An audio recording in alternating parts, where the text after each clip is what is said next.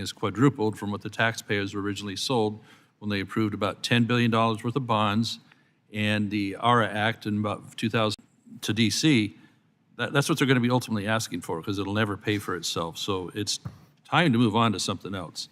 I was found it interesting here earlier on the price of electric vehicles that an F-150 is $50,000 now, because it's about $10,000 higher it should be because of supply chain and a COVID shutdown that was much longer than it should have been. So you can see an F-150 at 50 grand, but you can see the Lightning version up to all electric is about 70 to 80 grand. You can look that right up. So EV vehicles are going to be much costlier than the same equivalent, same size of a internal combustion vehicle. So that's a reality that consumers are going to face as they get pushed out of having the choices. Is what Mr. Perry was saying. Ford is losing their rear end on these things right now, and that's going to have to affect the price of everything else as well as the jobs. So the thing that it comes down to is that we're going to have to make them here, we're going to let China make them. Well, even China making them is something that people aren't asking for unless they have a free choice. So what I want to get at, Mr. Secretary, first, why are we doing all this? Is it high-speed rail? Is it because we're chasing a few tons of CO2? All these electric vehicles, is it because we're chasing CO2? Is that really the whole deal? Here's the way I look at it. The EV revolution is happening with or without us. Exercising their free choice, Americans have tripled the proportion of cars that they are purchasing electric already, and we're still at the very outset of this revolution. You add to the fact that the cost of producing the cars will come down, and that if you've ever driven one, you probably know that it has superior performance, lower maintenance costs, lower cost of fueling it. Not in my rural and district, fewer moving because parts. I have to drive many, many miles, and I can't. People don't want to come to my district so much because they can't count on being able to charge their vehicle if they want to go way up to Modoc County or something. So yeah, for sure. If you're driving more than a couple hundred miles a day, then you really depend on that charging infrastructure, some of which isn't there. On the other hand, the vast majority of Americans will do what Chasten and I do, which is we got a hybrid plug-in minivan. We just charge it in the garage, and it does what we need for most purposes. But anyway, the point is to get to that very important question you asked: why, if EVs are a policy intervention, why spend taxpayer money? The answer is this: they're being forced by government. No, nobody's being forced. CEOs of these corporations don't have a spine. They're all falling in line. I don't know if you sat down with these CEOs, but I would say they're pretty tough and smart. No, they're scared of Washington, D.C. You know, your internal combustion vehicle looks like it's about this big. Okay, so yeah, nobody wants those. Nobody wants these electric vehicles unless you're an elite that can afford them. People in my district sure as hell don't want them. So keep going. Why are we doing this? Is it over CO2? Yeah, we're doing it for 3 reasons. Even though the EV revolution is going to happen anyway. Oh, it's a revolution caused by... I would love to be able to answer your question, Congressman. Yeah, okay. Even though we think that transition is happening in the automotive sector no matter what, there are 3 things that we think are not guaranteed. Will it happen quickly enough to materially help with climate change? Will it happen on equitable terms that are available to people who aren't wealthy and might not be able... short on time. If I could just please finish my answer. Let's drill on the climate change. Just finish the third. Will it be made on American soil or not? It's about CO2, isn't it? How's that? What percent of the atmosphere is CO2 that we're chasing here? I'm sorry? What percent of the atmosphere is CO2 that we're chasing here? Because you talked about climate change. I don't know the percentage of atmospheric gases. You don't know the percent of the atmosphere. What I can tell you is that climate change is real. We got to do something about it. Yeah, this one's called autumn, sir. So I'm sorry? This one's called autumn right now, so yeah. I'm sorry, I couldn't make out what you said, sir. This climate change right now is called autumn, yes. Yeah, that's the seasons changing, which respectively is not the same thing as the climate changing. And as somebody who is hoping to retire in the 2050s and who has kids who will be old enough to ask me as they're getting to their 30s whether we did enough to deal with climate change or whether we just did what was convenient, I take that really seriously. Reclaiming my time, thank you, Mr. Secretary. The trillions and trillions we're going to cost our kids to chase a tiny percentage of CO2 will bankrupt all of us, and bankrupt our economy, and ship it to China for all the other reasons. So I yield back, Mr. The gentleman's time has expired. The chair now recognizes the gentleman from California, Mr. Huffman. Mr. Secretary, it's good to see you. You can see that I serve here in Congress with some of the greatest minds of the 19th century. Thank you for your leadership. I will tell you, as the representative for the North Coast of California, it warms my heart when I hear a Midwesterner correctly describing the importance of anadromous fish passage That was one of many points in your testimony that met with my strong approval. I appreciate that. And I really want to appreciate the hard work you're doing to quickly and efficiently roll out these historic investments from the IIJA and the IRA. A lot of good work is happening because of your leadership in my district. One of those culvert replacement projects, a $20 million one, $20 million worth of those projects in Humboldt and Mendocino County. Good for transportation, great for anadromous fish. And of course, we were there at the Golden Gate Bridge to celebrate the $400 million investment that is going to make that iconic landmark and critical infrastructure asset safe from seismic risk for the next 100 years. It is especially exciting that all of these investments from the IIJA and the IRA are just getting started, so we can expect more good news to come, and that's particularly true for the incentives to transition to electric and zero-emission transportation sources. I'm really proud to see the state of California leading on this. Our Advanced Clean Cars 2 rule will require that all vehicles sold in the state be zero emission by 2035. As you've acknowledged, other states are following this standard as well. It's not just California, and the industry itself is heading in this direction. So thanks for acknowledging the imperative of owning and leading on this important transition. But we still have to tackle the thing that's kind of complicating and holding back this transition, the chicken and egg problem of charging infrastructure. So I wanted to ask you a bit about that. We're especially challenged to see more charging infrastructure in higher density areas and in less affluent communities. So California is certainly ready to lead in this space as well, but we're in desperate need of funding assistance. EVs have become so popular in California that the vehicle to charging station ratio is especially dire. We need more chargers in California if we're going to continue to lead. So I hope that you will give fair and equitable consideration to that as you continue to roll out the funding for charging infrastructure. The need is even greater when we look at medium and heavy-duty vehicles that produce a disproportionately higher amount of greenhouse gas emission. Currently, there's just 4 publicly accessible charging stations and 3 hydrogen fueling stations to serve zero-emission trucks on the entire West Coast. And so I know that California and Washington and Oregon have come together on a joint application for funding. It is the West Coast Truck Charging and Fueling Corridor Project. It would deploy 34 publicly available charging stations, 5 hydrogen fueling stations to support zero-emission medium and heavy-duty vehicles on the West Coast. We hope you will give that your full and equitable consideration as well. And in that regard, I just want to ask you, what can communities do to complement all of this historic federal funding that is becoming available and make EV charging more accessible and equitable? Well, thanks. It's a great question because sometimes I fear that communities or states see that we're doing a lot federally and think that means, well, we shouldn't be doing much locally. Of course, the best way to unlock and take advantage of this national and federal push is for there to be local and state commitments as well, and we're seeing a lot of that. I think it's also important for local jurisdictions to provide whatever data they have on where the need is greatest. This is not like gas stations. It's different. It's both easier and harder. It's easier in the sense that unlike gas, a majority of Americans will wind up doing a majority of their charging at home. On the other hand, it's harder because unlike gas, it can take a lot more than 3 or 4 minutes to fill up, depending what kind of vehicle and what kind of charger we're talking about. So we can't just put a charging station everywhere there's a gas station. We really need to recognize that this is different, and the implications from grid policy to land use are profound.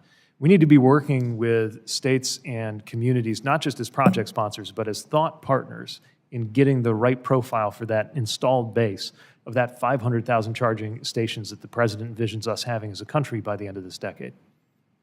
Thank you, Mr. Secretary. And in just a few seconds, I also want to invite you to come and visit a port modernization project we've got to service offshore wind in Humboldt County, also within your jurisdiction. I think would be of great interest. We'd love to have you there, and we can show you some anadromous fish passage projects while you're there. Mr. Chairman, I will yield back, but I will ask unanimous consent to enter into the record an article that is pretty responsive to the comments that my colleague from Minnesota made about EVs not working. It is from the Twin Metals Mining Corporation of Minnesota announcing that they are converting their whole fleet to electric vehicles. So apparently they're pretty excited about EVs in frigid Minnesota. And with that, I yield back.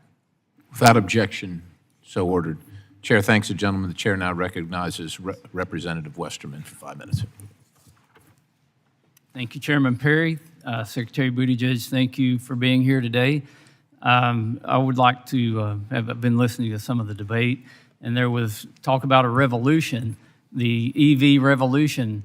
I thought a revolution was something that came from the people. And, revolutions are often compared to anarchy, where the people rise up. And I don't think the people are rising up asking for EVs.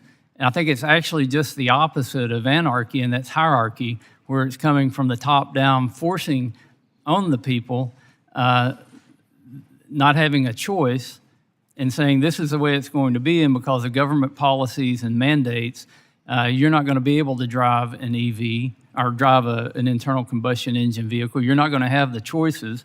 And we know that hierarchy, according to scholars, leads to fascism. That's where that comes from. So this mandate that, or goal, or whatever you're calling it, that up to 50% of vehicles on the market by 2030, I don't think that's a revolution. I think that's coming from top down, trying to force, someone's pushing EVs in one agency. In another agency, they're closing down mines. Mr. Huffman mentioned the Twin Metals project. They're not going to be able to buy any electric vehicles if they can't have a mining project. But this administration has canceled 2 mine leases in Minnesota and enacted a 20-year ban on mining in more than 225,000 acres in the surrounding area where these minerals can be found in unparalleled quantities, right here in the United States. And I've said the problem with this administration and plan is it's twofold. It's physics and math. If you can solve those 2 problems, then you may have something with your electric vehicles and carbon emission goals. And I would contend that you're not even going to be able to achieve these carbon emission reductions. The policies of this administration are actually increasing global carbon emissions because they're forcing more energy to be produced in other countries. They don't have near as good of controls as we do. China's building 38 gigawatts of coal-powered plants a year. The global use of coal was at an all-time high last year. We can't put our head in the sand and say one energy source is better than another energy source. And by the way, America, you're going to be forced to drive EVs. I was back home in my district, took my pickup in to get it serviced, and I was talking to a salesman at the car dealership that I've known a long time. And I said, it looks like you've got a few more cars on the lot than you had before. He said, yeah, we're starting to get them. He said, but the problem is nobody can afford them. I said, what do you mean? He said, we don't have any cars under $30,000. He said, a big part of our sales used to go to people who could only afford to buy a $20,000 or $30,000 car, and now they simply don't have an option. It's not in a used vehicle. They don't have an option. Now, he had a $115,000 pickup on the lot. He said, actually, we sell some of these. There are people that have a lot of money, they still come in and buy a lot of vehicles. But my constituents back in the 4th District of Arkansas are the ones that are looking for that $20,000 or $30,000 vehicle or the $5,000 to $10,000 used vehicle. So with these grandiose goals that I contend are not going to do anything to address the climate challenges, they're not going to reduce any carbon in the atmosphere. What would you tell me to go back and tell my constituents as far as buying an automobile? Well, I wish you could tell them you voted to make the sticker price of an EV cheaper by joining us on the Inflation Reduction Act. And but also, barring that, I would point to the fact while that when we're I on entered that, the... While we're on that, now I'm reading that the price of internal combustion vehicles are more expensive because the auto manufacturers are losing so much money on EVs, even with the government subsidies that every American taxpayer are paying for. They're losing so much money on EVs, they're actually raising the price on internal combustion engines. So, you know, me voting to spend more taxpayer monies on a government handout to play favorites in a certain industry, that's not going to help anything, and it's not going to make my constituents feel any better about not being able to buy any kind of vehicle. And my time's expired, and I yield back. Ms. Brownlee.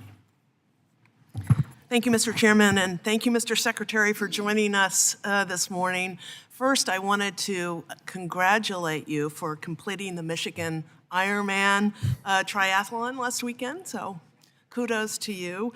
I'd like to begin by thanking you for your work to improve our nation's infrastructure, to improve transportation safety, and to address the climate crisis.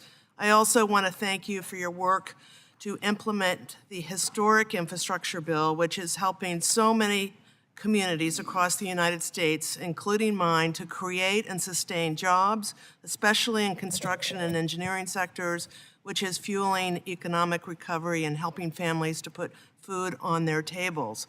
I'm especially grateful for the resources the Department of Transportation has directed to projects in my district, which includes most of Ventura County in California and portions of western Los Angeles. It includes more than $22 million to the 101 freeway, which is a critical thoroughfare in my district, and over $12 million dedicated to the Gold Coast Transit District for zero-emission buses, as well as funds directed to Ventura County's Oxnard. And Department of Transportation considers awards for other competitive programs like the Port Infrastructure Development Program. I also want to emphasize to you the incredible role that the Port of Hueneme plays in goods movement in our nation, including for automobiles and fresh fruits and vegetables imports and exports. The next time you are in California, I hope you can visit the Port of Hueneme to see really firsthand one of the nation's cleanest ports and really working towards zero emissions is really helping to eliminate bottlenecks in both Los Angeles and Northern California. It's a deep water port in California that sometimes is overlooked, but a very, very important port. And as I said, supporting fruits and vegetables and EV vehicles to the American people. So my first question to you, Mr. Secretary, is I was pleased that Congress was able to agree that a blender's tax credit is necessary to jumpstart production on sustainable aviation fuel. So what are you doing to advance SAF technology and to make this critical fuel more widely available to meet the demands of the aviation industry? Well, thanks for the question, and let me echo the appreciation we have for how funds are going to good use in your region, and certainly would welcome a chance to see Port Hueneme as well. Sustainable aviation fuels are going to be an incredibly important part of decarbonizing aviation because unlike vehicles, light-duty vehicles, where you can go acquire a car right now that is zero emissions on today's technology, while we're, of course, working to make that more affordable.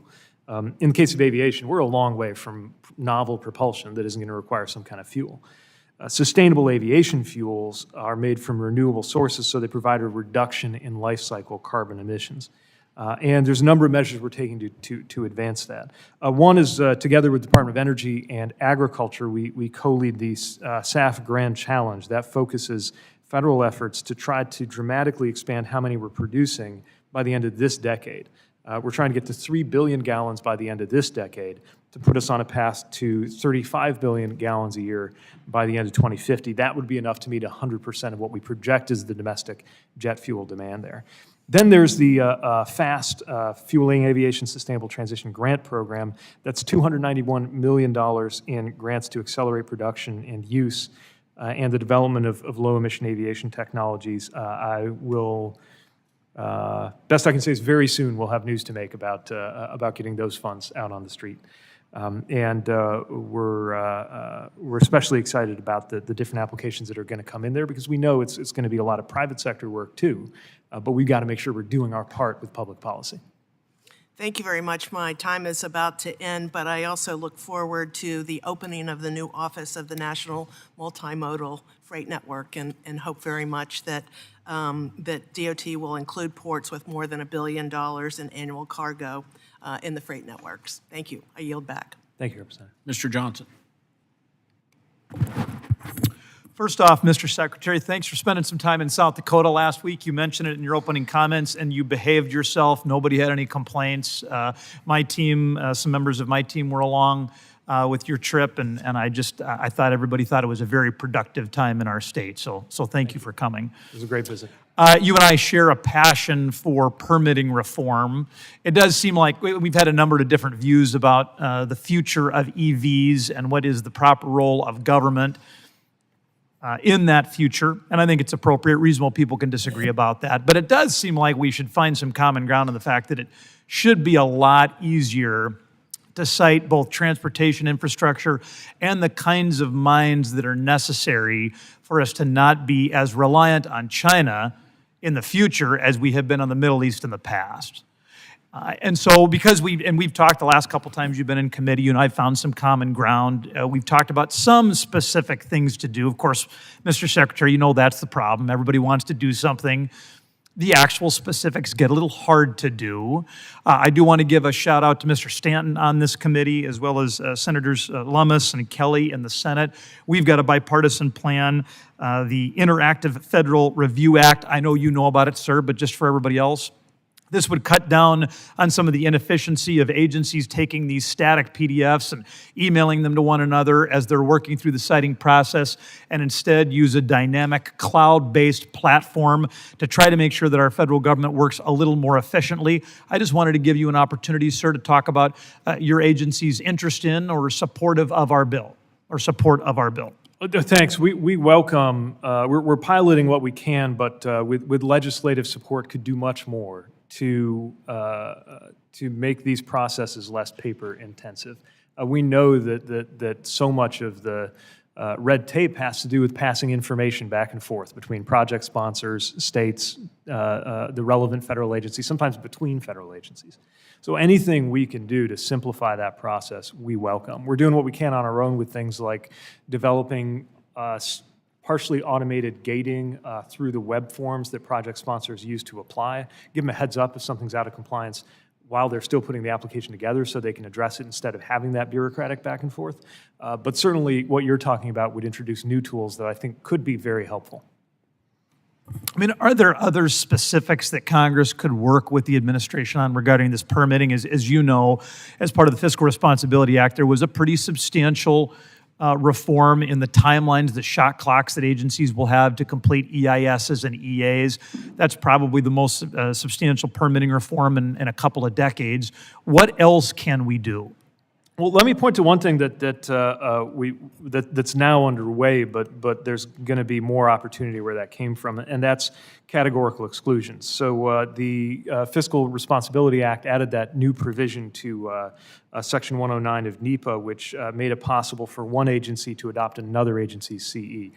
This is so new, it may have actually technically not happened yet, so you wouldn't have had a chance to see it. But today, through a Federal Register notice, DOT's adopted the Department of Energy's categorical exclusion on EV charging stations. That's one example, of course, that maybe is closer to some members' priorities than others, but it's one of the first adoptions of another agency's CE using that capability, and certainly envision other areas where that could be possible in the spirit of that one federal decision concept. And we're committed to looking for other places where it's appropriate to use that possibility created by the Fiscal Responsibility Act.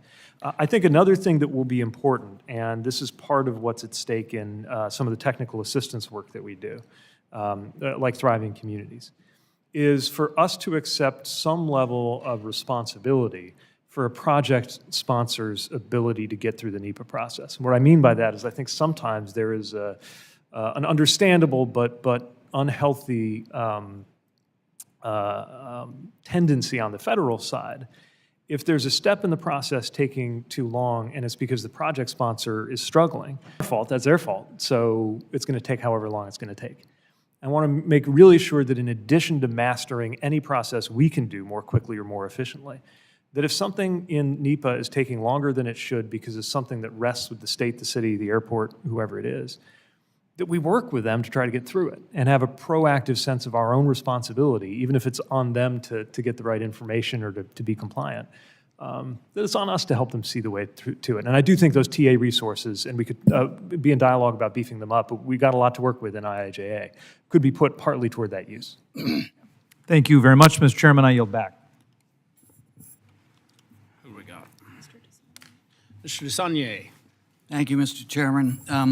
First, Mr. Secretary, I want to thank you about the work you've done on aviation safety. Sometimes I've been critical of the FAA in that process. It was never directed. It was complementary to the work you're trying to do, and I hope you took it that way. In that regard, the great work that this committee did under the leadership of the chairman and the ranking member to get reauthorization out has a lot of component parts that will help with that in aviation safety, and I hope you can help us get that to the president's desk. I also want to thank you. We've heard a lot of comments about people asking you to come to their districts. Thank you for coming to my district to look about whether this is a either-or conversation. The analogy to the infrastructure, although different, is a telling story. So in that, again, I want to mention that I was able to get grants, and thank you and your regional office for safe communities, which are all tied into smarter mobility. So when we talk about this in the historic infrastructure, in the infrastructure bill and the Inflation Reduction Act, $380 billion. I represent an area that, in addition to the other things, we have 3 national labs, one of the originals at Berkeley, 2 at Lawrence Livermore. People at MIT would argue this, but the best transportation research school in the country at Berkeley and one of the best at Davis. We're transitioning this. So in our area, we're a model where the workers at those refineries are working with the environmental community to transition, knowing that we're at a pivot point. Just like the early 1900s, it's pretty clear that the investment community is going in that direction. The Chinese, and as you and I have talked about in the bill that we were able to get incorporated into the Inflation Reduction Act, the Clean Corridor Act, they're creating 100,000 charging stations and fuel cell stations a month. Yes, they're hedging their bets. So in that context, the interagency working group in the White House has been terrific. I was sorry that Gina McCarthy left. Secretary Walsh also came out to our district to talk about this transition. It's not an either or, and the marketplace is speaking. It's changing. It's more efficient. There's a higher return on investment, and there's a similar challenge as we had with fossil fuel. So how are you working to make sure we're doing this thoughtfully? Last time you were here, I mentioned that we should go where the early adapters are. We shouldn't leave people who are fighting us and creating friction behind, but we know where the cars are being sold. They're being sold in San Francisco, in Austin, in Boston. The car companies tell you that's where the market is. So we put the infrastructure there, and we can show the rest of the world that this is where the future is. So how are we working within the administration, continuing to work, both at the federal level, at the state level, and at the local level, and you've mentioned this a little bit, to make sure we integrate this historic change so it works for everybody? Well, thanks, and I want to really identify with the point you're making about the complexity, the balance, and the sheer length of time associated with even the most rapid scenarios for these transitions to play out. And what it means is that we have to be intentional about supporting American workers, American consumers, and these American transportation sectors as many of these different modes of powering our travel coexist. Novel propulsion for aircraft that doesn't involve burning some kind of fuel is well more than a decade away.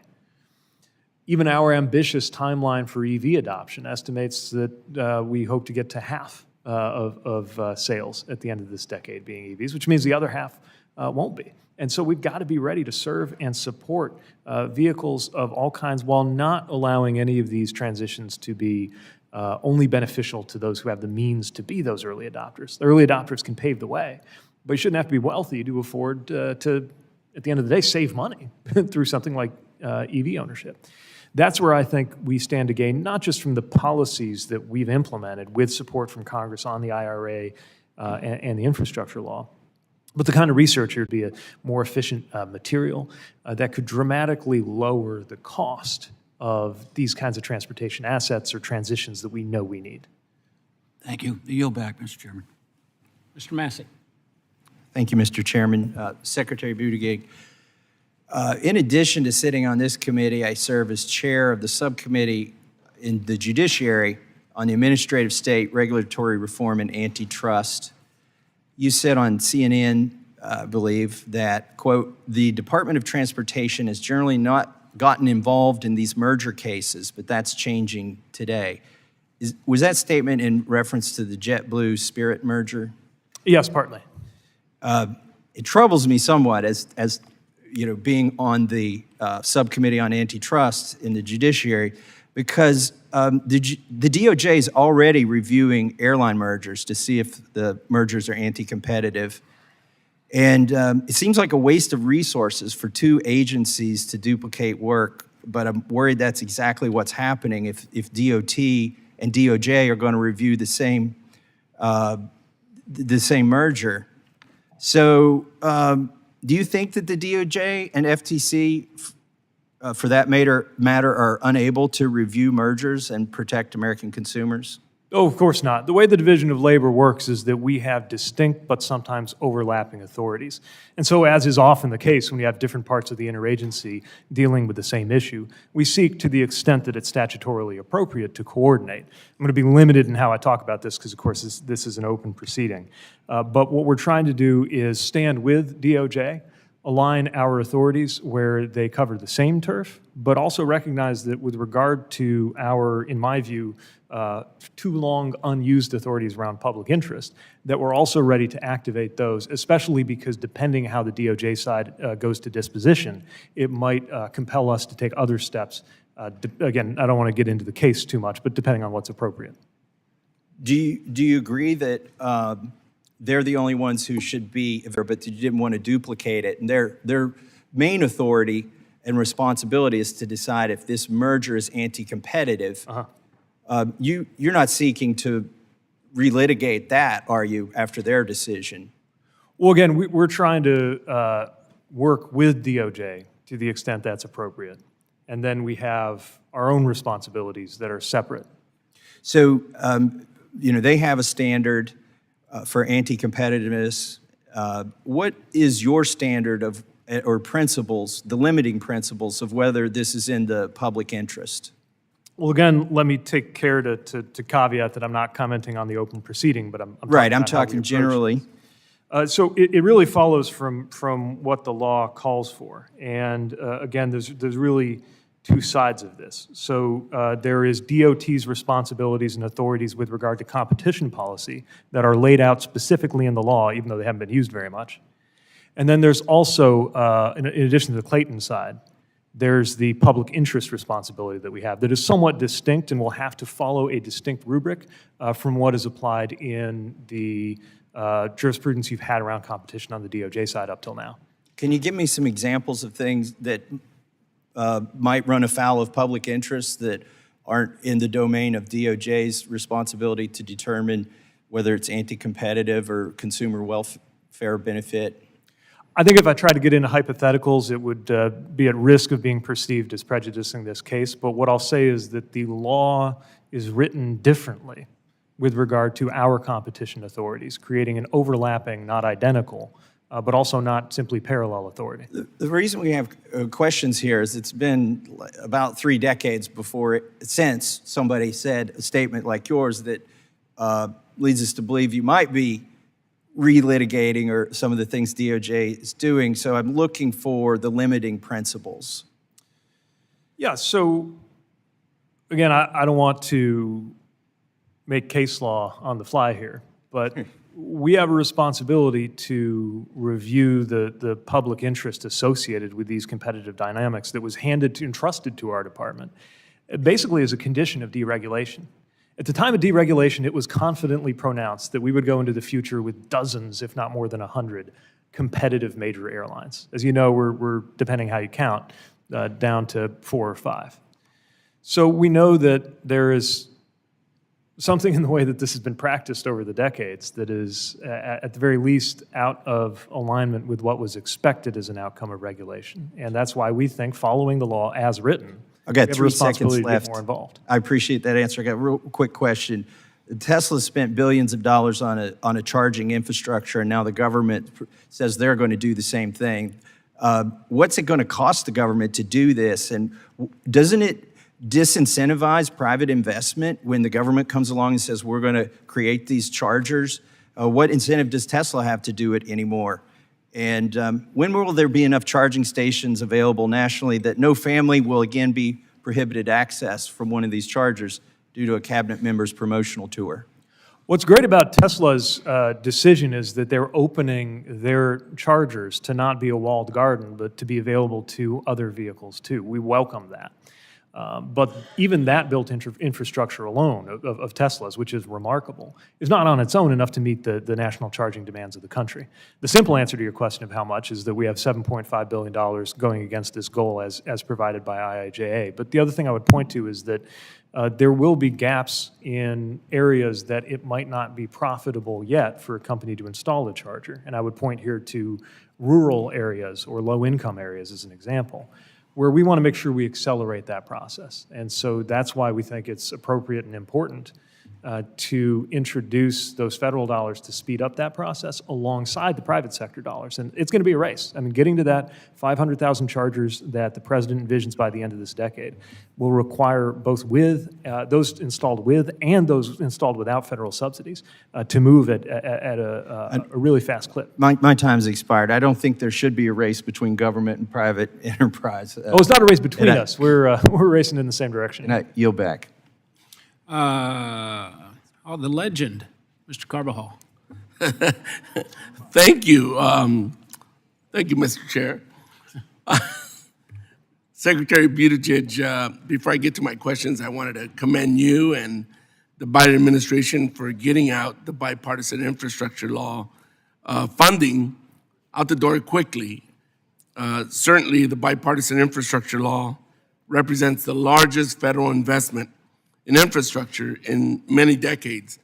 In my district alone, this has translated to over $500 million to date for nearly 100 projects throughout the Central Coast. Successfully transitioned from old firefighting foam. Firefighting materials that contain PFAS to reduce the potential human health and environmental impacts that come from that contamination. Earlier this year in May, the FAA published the Aircraft Firefighting Foam Transition Plan to ensure the orderly transition, and to develop that, did a lot of work with critical stakeholders and formed a fluorine-free foam transition working group to assist with the development of a national transition plan for Part 139 certified airports. We're also going to continue working with DoD, which of course has its own lines of effort with regard to this. And we're going to share with the airport operators any best practices that we develop on that side. And to help the ARFF, the rescue and firefighting personnel, we're developing a training handout, video, other information depicting tactics and techniques for utilizing these materials. As to the second question, we welcome any help from Congress in addressing this issue, because it is something that is needed, it is urgent, but it represents a sea change in how firefighting has been handled at aviation facilities. Thank you. On August 14th, OMB issued revised guidelines or guidance on the implementation of Build America, Buy America. I appreciate that OMB followed the law and listened to concerns raised by me and many of my colleagues to ensure that guidance will not hinder any shovel-ready projects. The compliance date is fast approaching, as all impacted projects have to be completed by October 23rd. Could you talk about how DOT is working to implement the BABA provisions and working to ensure clear guidance is provided to state DOTs and other partners to ensure a seamless transition and ensure that we prevent delays and confusion on the ground? Thanks. We want to make sure there is clear, consistent, and predictable information when it comes to Buy America and Build America, Buy America provisions. And what we've been focused on is reviewing the general applicability waivers that aren't product-specific, some of them that have been around for decades without being thoroughly reviewed, and also looking at some of the more specific cases that come up that really vary by industry. With regard to chargers, for example, in February, Federal Highways issued the Build America, Buy America implementation plan, and then on July issued Q&As to get information to project sponsors that are facing these issues right now. We also, in August, did issue a public interest waiver for de minimis costs and small grants, trying to balance our very important policy aims with common sense. Then there's the OMB guidance that you mentioned with the general effective date of October 23rd of this year. In it, OMB states it's going to issue an updated guidance memorandum prior to the effective from OMB, but then the Federal Highway Administration will use that guidance that comes from OMB to make sure we push that out in our own Q&As so that our project sponsors get the information that they need about how that affects anything that touches federal highways. Thank you. I look forward to you coming to my district. I've asked many times, but I know you'll find some time to come in the near future. With that, Mr. Chair, I'll yield back. Thanks, guys. The chair recognizes Mr. Webster. Thank you, Mr. Chairman. Mr. Secretary, if we continue on with what Mr. Massey was talking about with the JetBlue's Spirit merger. In March, my colleagues in Florida, all of my colleagues in Florida, and I sent you a letter and to the Attorney General urging you to approve JetBlue's Spirit merger. The agreement also requires employee growth, including 2,000 new jobs. Current employee numbers of both airlines will also be retained, and 1,500 jobs currently outsourced. Fair methods of competition, and that we're benefiting the public interest. Whether we're talking about just the cost of air travel, airfares themselves, or whether we're talking about the customer experience. It's critically important, especially in an industry that has a lot of factors that make it different from an easy textbook competitive market, that there be strong regulatory attention. There are barriers to entry, switching costs, returns to scale. Over a year and sometimes up to 18 months. To date, the Florida DOT has I think entered into 2 agreements. 2 of the 7 that they were approved for have been awarded, but no word on when they're going to even receive the money. How can DOT make the process more efficient and effective, cost-effective for states? Well, thanks for the question. It's a big focus on our part. We want to shorten the timeline between when we're able to give a state DOT or a city or a transit agency the good news that they got an award in a discretionary program, and the date that we can celebrate the groundbreaking and ultimately the ribbon cutting of that project. And our aim is not only to, what we generally do, which is to clear the funds the moment it's been established that it's compliant with all federal requirements, but to shorten the process of establishing that in the first place. And we recognize the responsibility to create more user-friendly processes, to try to take steps and hours out of the process, provided we can do it in a way that doesn't undercut any of our policy responsibilities. And we'd be happy to follow up with you if there are any particular projects that it seems in your view need to get unstuck.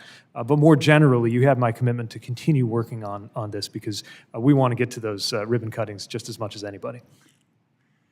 As a follow-up, have you considered possibly eliminating discretionary grant process and just rely on some kind of formula funding of some sort? We think there's a good reason why Congress has created 2 different tracks, the formula funds that go out by mathematical rubric to the states, and discretionary funds that allow us to weigh considerations that project applicants can bring forward that maybe don't show up in the math. Now, don't get me wrong, we still have a very methodical approach driven by staff and connected to objective criteria to do that. But at the end of the day, many of these programs are oversubscribed by as much as 10 to 1. And in the difficult work of identifying the winners, we really want to make sure that we're doing right by the qualitative as well as quantitative. Thank you, Mr. merits of those Secretary. The gentleman's time has expired. The chair now recognizes Mr. Stanton. Thank you very much, Chairman. Mr. Secretary, thank you, and thank you for your leadership in making sure the historic investments under the bipartisan infrastructure law reach communities across Arizona. Every corner of Arizona is benefiting from these investments. My district is no exception. More than $220 million has been allocated to reconstruct and expand the I-10 Broadway curve, one of the most heavily trafficked sections of freeway in our region. This project, which runs right through my district, will enhance safety, reduce travel times, increase access to our largest employers, and support our growing population. And at Sky Harbor Airport, a $194 million investment is underway for a new taxiway to help us grow smarter and provide us with the capacity to operate this 3-runway airport as if it had 4 runways. This is why this investment matters so much. That's why the bipartisan infrastructure law matters so much. Without it, we couldn't get these projects done, period. Even with these significant investments, there is still more work to be done and projects that need federal support if they are to become a reality. And one of those is the expansion of I-10 in Arizona. Arizona has invested wisely in widening the I-10 because it is a major artery for passenger and freight traffic in the southern United States. And while a majority of the I-10 between Phoenix and Tucson has been widened, there is one significant gap that remains, only 2 lanes, and it lies wholly within the boundaries of the Gila River Indian community.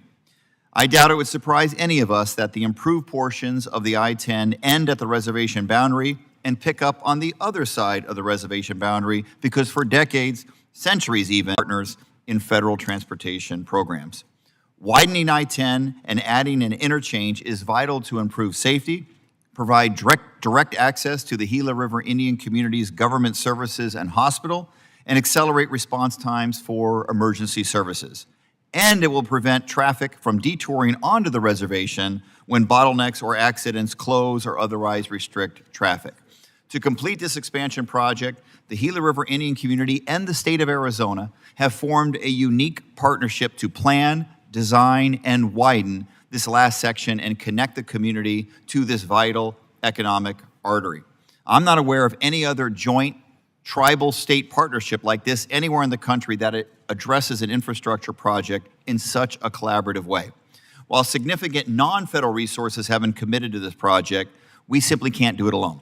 Federal assistance is required to make it a reality, assistance that directly benefits a historically disadvantaged community and helps to fulfill the administration's commitment to direct 40% of the infrastructure dollars to historically disadvantaged communities like Gila River. This leads to my question for you, Mr. Secretary. Can you tell me how the department is considering the President's Justice 40 initiative as it considers projects such as this one that directly benefits the Gila River Indian community for infrastructure funds, including under the competitive programs like MEGA and Infra? Well, thank you for the question, and I have certainly heard from both you and from the Gila River Indian community about the importance of this project. And in that context, I want to emphasize our commitment to the Justice 40 principles, that we will do right by those overburdened and underserved communities that often stand to benefit the most in terms of safety as well as economic outcomes from good infrastructure investments. So that's certainly something that we've sought to be as transparent as we can in terms of how it is incorporated in the notice of funding opportunities, so project sponsors understand how to put their best case forward. And if a Justice 40 criterion helps them make their case, we certainly welcome that and are looking for that in the process. That's great. In the recently passed FAA reauthorization bill passed by this House unanimously in a bipartisan way, it included the Drone Infrastructure Inspection Grant Act, better utilizing drone to save dollars and more safely inspect important infrastructure around the United States. Unfortunately, we want to do more with drone inspections for infrastructure. We don't want to get caught up in red tape. Mr. Secretary, can you commit today to the committee that the FAA will take action to enable low-risk, high-value drone infrastructure inspections this year, actions such as summary grants or predefined risk assessments consistent with the FAA's safety and environmental goals? I'll commit to speaking to the FAA about how to make sure that process is prompt, consistent, of course, with our responsibilities, but also not holding back innovations that could make a positive difference. And as a former mayor, give me your thoughts about how this committee can better provide state, local, and tribal governments with the resources and trained professionals to operate infrastructure inspection drone fleets like what would be accomplished by the Drone Infrastructure Inspection Grant Act. Well, I've had the pleasure of visiting some projects and programs that are training the next generation to be capable in operating and sometimes even building or maintaining drones. We need, I think, to double down on that. And I think that's a legitimate, to the extent statutorily authorized, I think it's a very, philosophically, I believe it's a very legitimate use of transportation dollars, and would welcome a chance to work with you to specify more resources to go toward that purpose. Thank you, Mr. Secretary. I yield back. The chair now recognizes the 10th Congressional District of Michigan, recognizes Mr. Graves. Thank you. Thank you, Mr. Chairman. I appreciate it. Mr. Secretary, thank you for being here. Good to see you again, and I appreciate you spending time with us today. I understand a number of my colleagues have grilled you on criteria related to grants, and I do.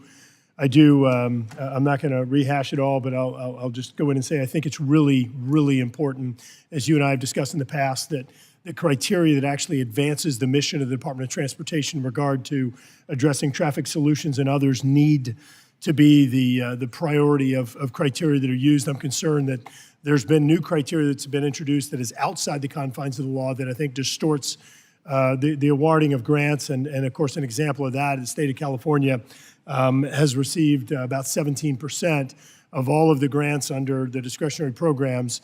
And obviously that figure is very high. And I'm concerned about the direction or just how the I guess, lack of criteria or lack of specificity, some of the criteria allows for a distortion in terms of where some of these grants go. But more importantly, because I know you've covered this a good bit today, Mr. Secretary, I wanted to talk to you about a somewhat related topic, and that's my home state of Louisiana. We are out here trying to build infrastructure projects, and like many states, and I know you've talked about this, the underinvestment in infrastructure that's happened for decades and decades. We, in the last 5 years or so, have been able to pull in some dollars on projects that have been neglected for decades. One of them, a really important project at home, it's called the COMEET project, and this is a Corps of Engineer project outside your purview, but it's a really important message here. The project cost went from $342 million to $970. We have another project that's down just outside the New Orleans called the West Shore Project. That one went from $760 million to $3.7 billion. My point here is that when you look at everything that's been done under this administration, whether it's American Rescue Plan, which was nearly $2 billion, the CHIPS Act, hundreds of billions of dollars, while laudable goal in that case became way too expensive and ancillary things added to it. The Inflation Reduction Act that I think got way out of bounds, distorting economics in regard to energy investments, and we're now seeing 40% higher energy costs for Americans. And which one am I missing? IRA, CHIPS, ARP, and of course, IIJA, one of your favorites. And I heard during IIJA debate, and of course it being signed into law, all these people celebrating the increase in investment.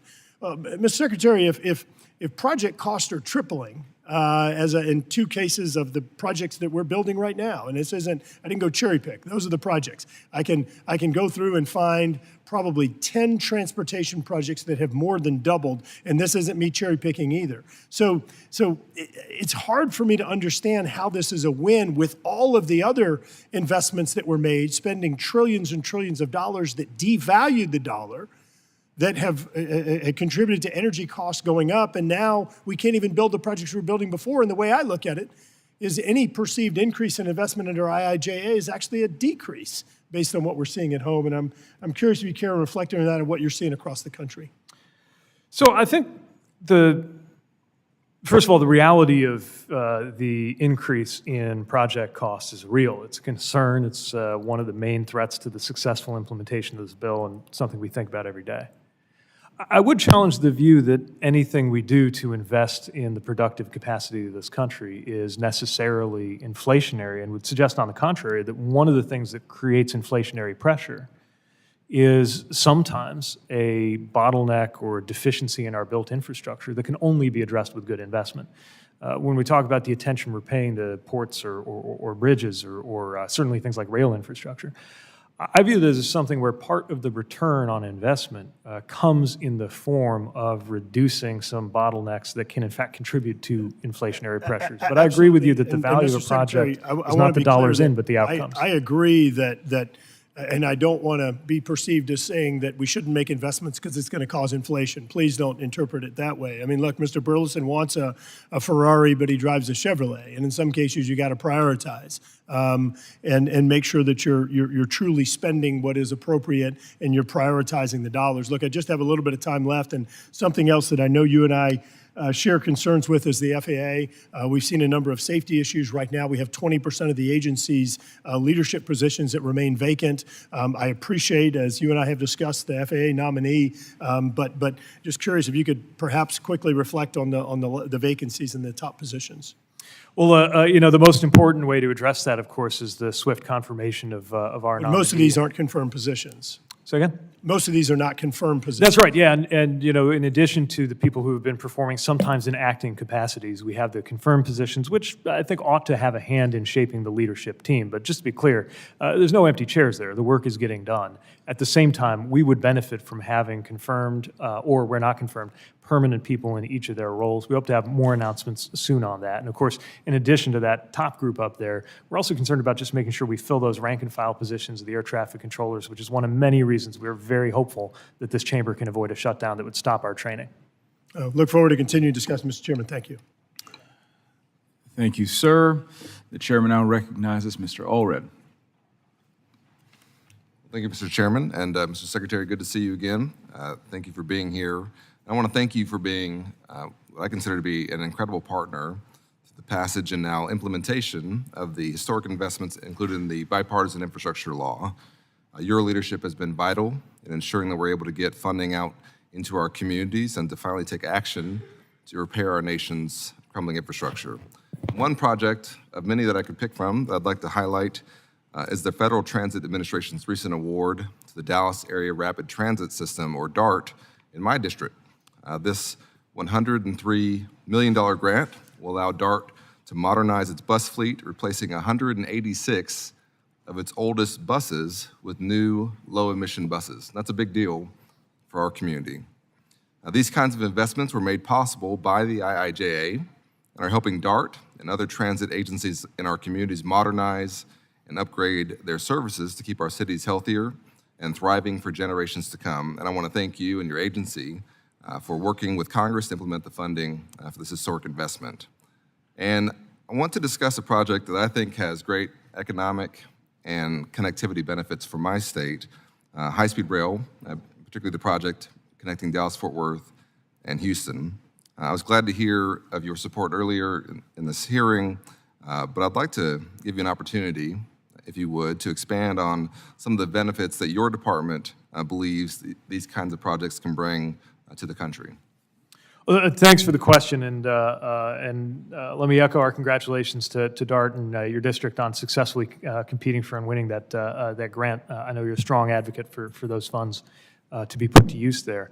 When it comes to high-speed rail, we see benefits in terms of economic development, in terms of safety, in terms of emissions, and I think that there are many geographies around the U.S. that are especially suited to this. And again, I'm going to have the caveat that I'm not commenting on any ongoing application process. But when you consider how Texas has population centers in major global cities not that far away from each other, you can see how there's a compelling use case for passenger rail in general and high-speed rail in particular. And I've had an opportunity to speak with and meet some of the people involved in the technologies that would be put to use in that proposal, and think, as I believe in high-speed rail generally, certainly believe in the Texas case that for many Americans, seeing would be believing, and experiencing that value being created on American soil would create that much more appetite to further develop a genuine national high-speed rail in the future. Yeah, No, I agree, and I just want to point out for folks that this line would connect the fourth largest metro area in the country in DFW with the fifth largest metro area in the Houston metro, two areas that account for about half of the population of the state of Texas and about half the economic output of the state of Texas, and that are predicted to grow by nearly 50% by 2045. So we have to provide more options for getting around, but it would also be reliable, safer, faster in most cases, and as you mentioned, environmentally friendly. And I think that the time for investments in these kinds of projects is now.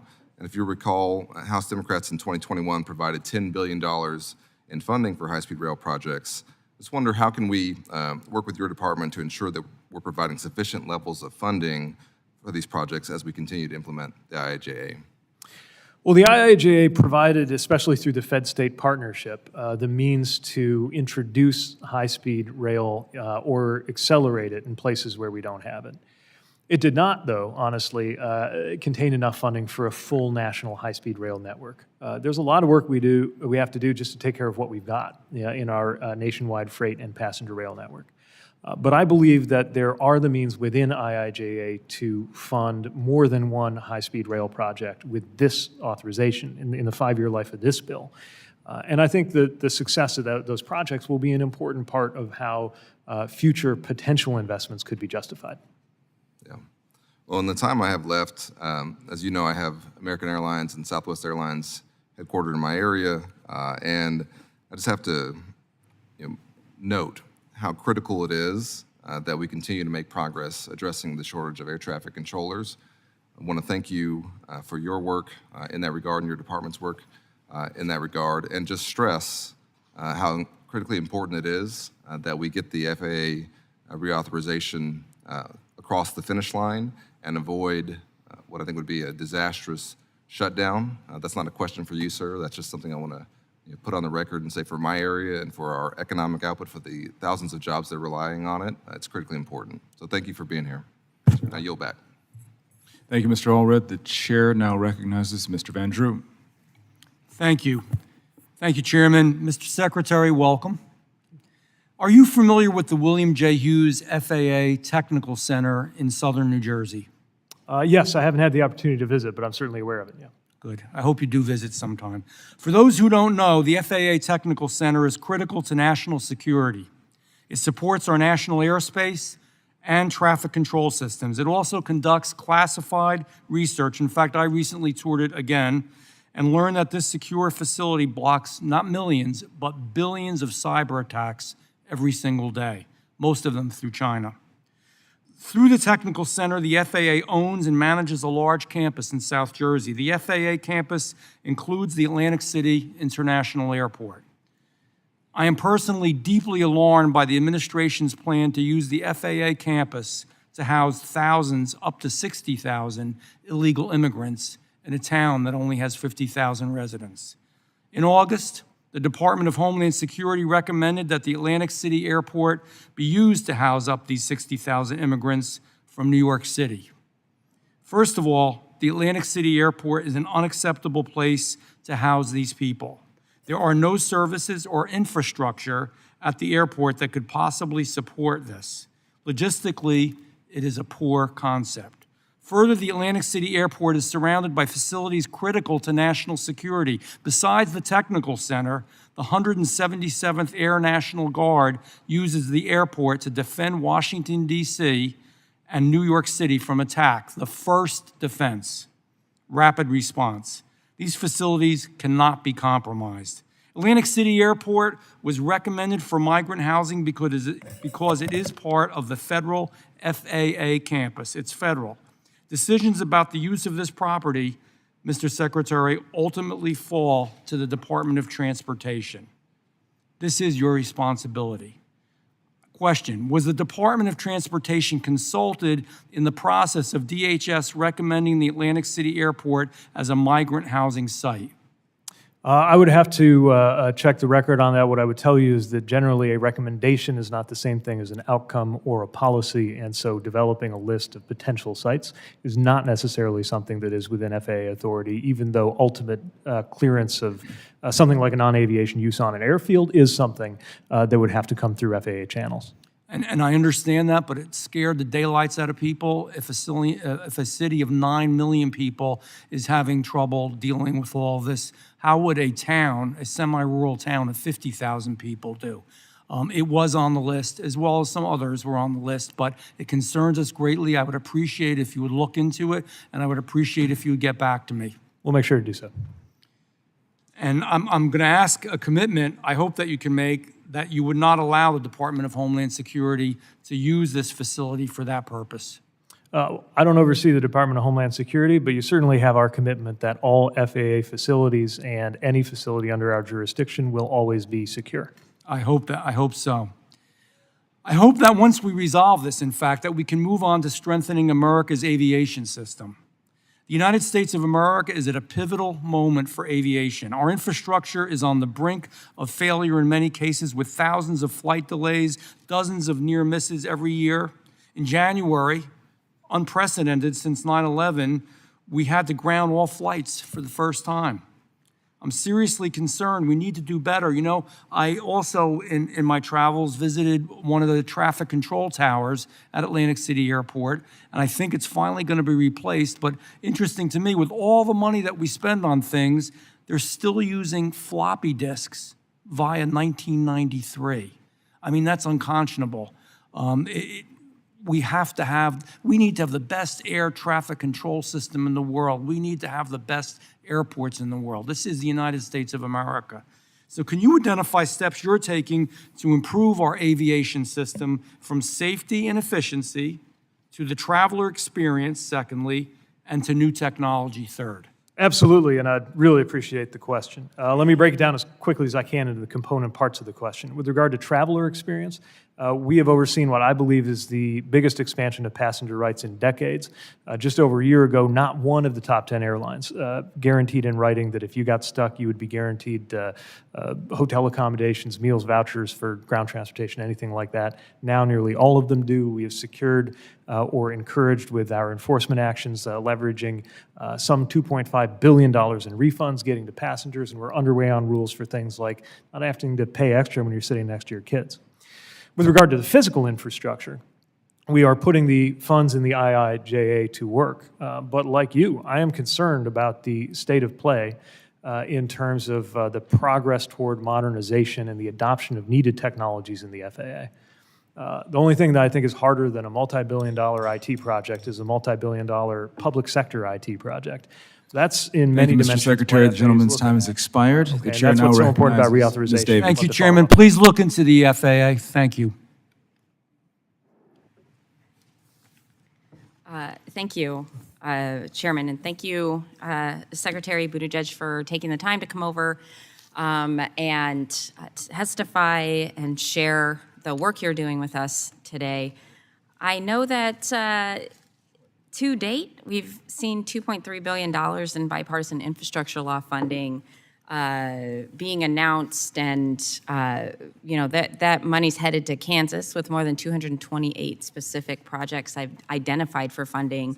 That includes more than $10 million to help the Kansas City Area Transportation Authority transition to electric buses that are going to lead to cleaner, healthier transportation for the entire Kansas City metro area. I know you've seen some of that in person. And since the law passed, $1.4 billion has been allocated for transportation in Kansas for roads, bridges, public transit, ports, airports, and then another $194 million has been announced for clean water. Our state, the state of Kansas, has received $451.7 million to connect everyone in the state, including rural parts of the Kansas Third, to reliable high-speed internet, and that's more than 118,000 Kansas households that are already saving because of their internet bill being lowered thanks to the bipartisan infrastructure bill. These are real savings for Kansas families, and particularly for folks who are working hard to manage their budgets. There is also a whole new world of, we saw this because of the pandemic, of our hospitals and healthcare leaning into things like telemedicine, and our entrepreneurs are trying to get their businesses up and going. But I do think when we look back, when history is written about this time, and we examine the long-term impact of the bipartisan infrastructure law, it's going to be judged on some of these significant federal investments, particularly when it comes to transportation and infrastructure. And I'm not just saying that because I'm an infrastructure nerd. I'm saying it because we know that it's not just dollars and cents we're talking about. So I first, of course, want to say thank you for, we've heard about a number of different projects, grants, and particularly for those in Kansas that are getting into communities from Osawatomie to Overland Park.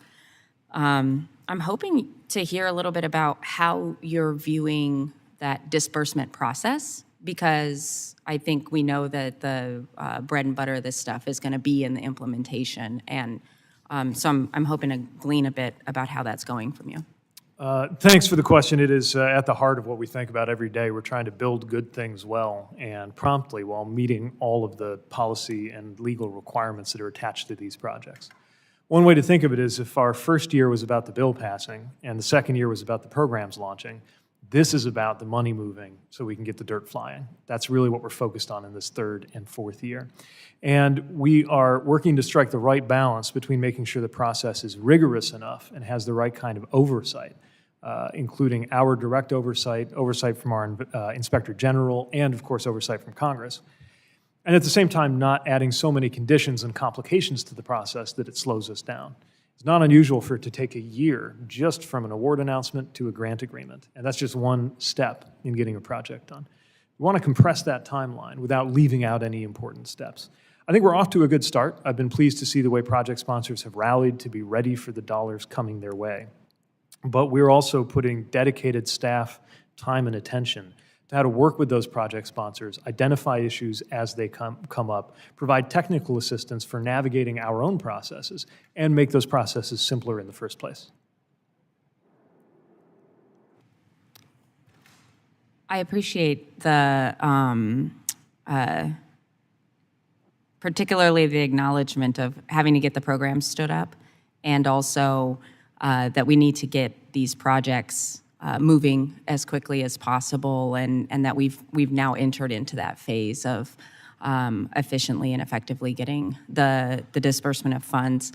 The last thing I wanted to touch on before you leave in my last few seconds here is an issue that I know I've brought up personally with you before, and it relates to the bipartisan infrastructure law allocating $1 billion for the maintenance, acquisition, and installation of aviation navigation aids. I'm used to just saying nav aids for small and medium-sized airports that depend on these technologies for managing air traffic. And you know, these nav aids are operating. There are plenty of them that are operating well beyond their expected useful life, and parts are becoming difficult to source. And these systems need to be updated across the country, and I'm flagging it because I would love for us to continue to look at this and make sure that we're committed to keeping our airspace the safest airspace in the world, and any new FAA leadership. Once that process runs through, would love to make sure that our offices are working together on getting these nav aids upgraded and updated. Thanks. And Thanks, and we welcome working with your office on that. Thank you. Thank you, Ms. Davids. Mr. Secretary, the chair now tongue-tied. The chair now recognizes Mr. Yankum. Thank you, Mr. Chairman. Mr. Secretary, it's good to see you. Likewise. As you know, the Infrastructure and Jobs Act, or IJA, expanded discretionary grant funding by 500%. But as you and I discussed on a recent phone call, on a per capita basis, Indiana ranks dead last in being able to secure IJA discretionary grants. And when I say dead last, I mean we're behind all of the U.S. territories as well. That's tens or even hundreds of millions of dollars in foregone projects to improve Hoosier communities like your former stomping ground of South Bend and across the entire state. Can you assure me that you'll work toward a more equitable distribution of IJA discretionary grants? Well, thank you. Yes, we want to make sure that every state, including Indiana, where and your district, where I spent the majority of my life, get a fair shake in these processes, and welcome opportunities to work with project sponsors who came close but didn't quite make the cut on how to refine their applications for future rounds. Thank you, Mr. Secretary. This May, your agency was the victim of a hack, a cyber attack, that compromised personally identifiable information of 237,000 current or former federal employees. At a June briefing in this room, I was asked with your CIO, and I raised specific questions about the DOT's cyber modernization plan, including what the plan is, as well as funding and staffing needs. Your CIO committed to providing this information, but yet over 90 days later, we haven't yet received it. Can you commit to providing a written cyber modernization plan, budget request for additional resources, and an update on the DOT's response to this breach to this committee within the next 2 weeks? Thanks. Well, our cyber activities with regard to the budget side will be contemplated within the President's budget request. As far as an update, certainly we'll work to make sure you get the information you need. I've been working with OCIO on not just the response to that particular incident, but the outlook going forward. A lot of activity on this, and I want to make sure you and your colleagues are well informed on the progress there. Great. Thank you, Mr. Secretary. Turning to another topic, you help run the administration's Supply Chain Disruptions Task Force. Is that right? Yes, I'm a member of that. Great. Let's talk about drayage trucks, which haul shipping containers between ports, rail yards, and distribution centers. I think it's fair to say that these trucks are part of the linchpin of our nation's supply chain. Do you generally agree with that? Absolutely. In that case, I want to flag something for you that seems like a major supply chain disruption that's brewing. Beginning January 1st of 2024, in just over 3 months, California will require drayage fleets to purchase only zero-emissions trucks. Let me ask, do you know how many zero-emissions Class 7 and 8 tractor trucks and terminal tractors were on the road statewide in California at the end of 2022? I know that this is a very new technology, so you're not going to see a lot of them deployed just yet. Yeah, so there's only 100, you're right, it's not a lot. It's 192 that were registered in the entire state, and they're all electric. But the ports of LA and Long Beach, two of America's busiest ports, require thousands of drayage trucks to move products through our supply chain. And an official in the port actually estimates that roughly 1,500 to 2,000 drayage trucks serving LA, Long Beach are retired every year. Given that there are only 192 Class 7 and 8 electric trucks across the entire state of California, do you think that all 1,500 to 2,000 drayage trucks will be able to be replaced with electric vehicles next year per this new mandate? So as a department, we've not created a formal assessment of whether the industry will be able to meet the compliance timeline set forth by CARB, but we certainly recognize that that represents an aggressive transition. We've been in dialogue with the port directors about the efforts to comply there. I do think there's great opportunity for the EV use case in the drayage context because you often have predictable, defined, and relatively short runs. But that doesn't mean all of that technology is immediately available, and certainly something that we're monitoring, though we don't have direct authority to tell the state what to do in that regard. So while the federal government may not have direct authority to tell the state what to do, this California mandate to move to zero-emissions vehicles with drayage trucks is a mandate that was enabled by a waiver from the Biden administration. Do you support that waiver? Well, certainly we stand by any regulatory action we've taken in this regard. And if we allow them to continue down that path, but the trucks simply aren't available, how does that help enable the supply chains that my constituents depend on? Well, again, I don't have a formal assessment of how the compliance path is going. I know that it's going to require aggressive action. I also know it's going to lead to fewer cases of asthma in and around those port communities, in addition to the other benefits that are going to come from that reduction in pollution. So, certainly there's an important policy goal at stake here. We'll do everything we can to support it being compatible with another important policy goal, which is smooth and effective supply chains in the U.S. Right. Thank you. And Mr. Chairman, I yield back. Thank you, Mr. Yocum. The chair now recognizes Mr. Garcia. Thank you, Chairman and Ranking Member. Secretary Buttigieg, great to have you here as we approach the 2-year mark of passage of the IIJA. And as you have rightly pointed out, the potential of decades definition of improving our infrastructure across the country. And I'm proud to say that we're already seeing some of the benefits coming to places like Chicagoland, including federal dollars to complete the Chicago Transit Authority's Red Line extension that was first promised to the far south side of Chicago in 1969 when I was in 7th grade, and money for a rail grade separation project that will help make the suburban communities that I represent safer and more connected, and hopefully more funding will be on the way as well. But we've still got a lot of work to do. And of course, this bill's historic potential becomes an inclusive, equitable reality, which brings me to my first question. Secretary Buttigieg, the Department of Transportation initially announced that its proposed rulemaking to modernize disadvantaged business enterprise, or DBEs, and airport concession, DBE, regulations during the summer of 2022. However, the proposed rulemaking has not yet been finalized. Rules that could make a real difference for small, minority, and women-owned businesses long excluded from the federal bidding process as we undertake this great venture.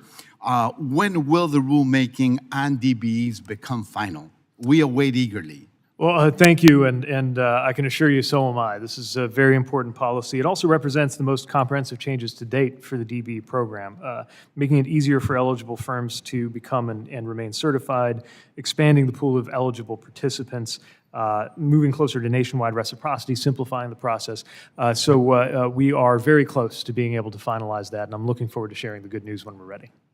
I hope it'll be soon. What additional steps is DOT planning to take to help DBEs participate in infrastructure projects funded by IJA? Will the Department of Transportation look at creating technical assistance programs for small businesses in the construction industry that focuses on the industry's unique needs? A couple things I would point to that I think will be helpful in addition to the modernization of the DBE program.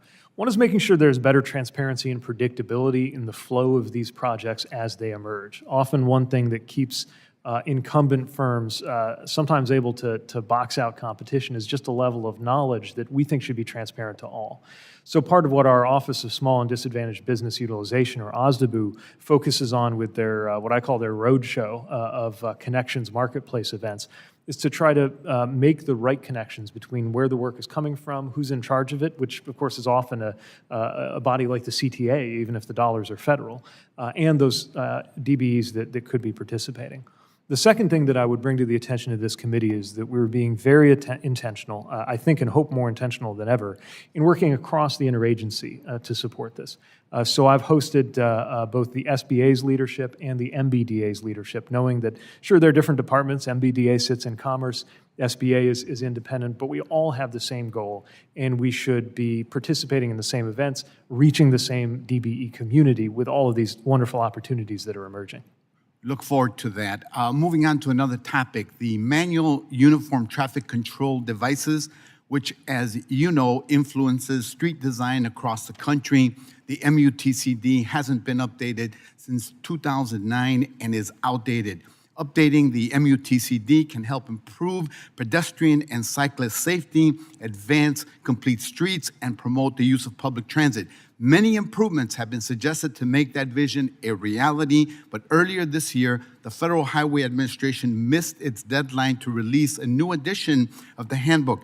Mr. Secretary, why was the deadline missed, and what's the new timeline for the updated manual, and what kind of major structural changes can we expect to encourage safer, more vibrant streets? Well, as you know, because it provides national standards for traffic control devices, the MUTCD can almost have the force of law, even though it is not a design guide. And so we recognize the importance of the MUTCD and the importance of an update to it. The update that we're doing is an exceptionally complex piece of work, and since making the notice of proposed amendments, we've received more than 35,000 comments. And so the Federal Highway Administration has worked promptly but judiciously to take all of those comments on board, hoping that we can get that update issued as quickly as possible, and then get to a more regular cadence of updates. So instead of waiting between 2009 and now, we're in accordance with the requirement that was in the IIJA, which will call for a 4-year cycle of updates. Thank you, Secretary. Mr. Chair, I yield back. Thank you, Mr. Garcia. Mr. Secretary, the chair now recognizes Mr. Diaz-Posito. Thank you, Mr. Chairman. Secretary, thank you for being here this morning, this afternoon. Staffing shortages are disproportionately affecting New York City area airports. In fact, the New York TRACON, located right in the center of my district, is the key facility that directs planes in and out of the New York City area. It is staffed at 54% of the 2014 levels. This past Friday, the FAA announced that they will extend cuts to minimum flight service requirements at New York City area airports through October of 2024. Do you consider safety and maintaining normal operation as your foremost job as Transportation Secretary? Yes, in that order. First safety, and then a close second, operational, smooth operations. Thank you. Smooth sometimes. What is your plan for hiring and training enough air traffic controllers to meet current and future demand? We recognize there is a clear gap that didn't build up overnight, but needs to be addressed quickly between how many controllers we have available and how many we think we should have. Matter of fact, we have trued up our estimates of the size of that gap and place it at over 3,000. Now, the good news is we have 2,600 air traffic controllers in the pipeline right now. This year, we set and met our goal of hiring 1,500. Our budget request for the coming fiscal year would allow us to hire another 1,800. But of course, there's attrition that is draining the bucket, so to speak, just as we're filling it. We're finally getting ahead. But a shutdown would stop us in our tracks because it would shut down air traffic control training. It's one of many reasons we think it's so important to keep things up and running. I agree with you. We should keep it up and running. You said you have 2,600 air traffic controllers in the pipeline. Correct. What does the pipeline actually mean? So what that means is a training process that begins at the Academy in Oklahoma City, but it doesn't end there.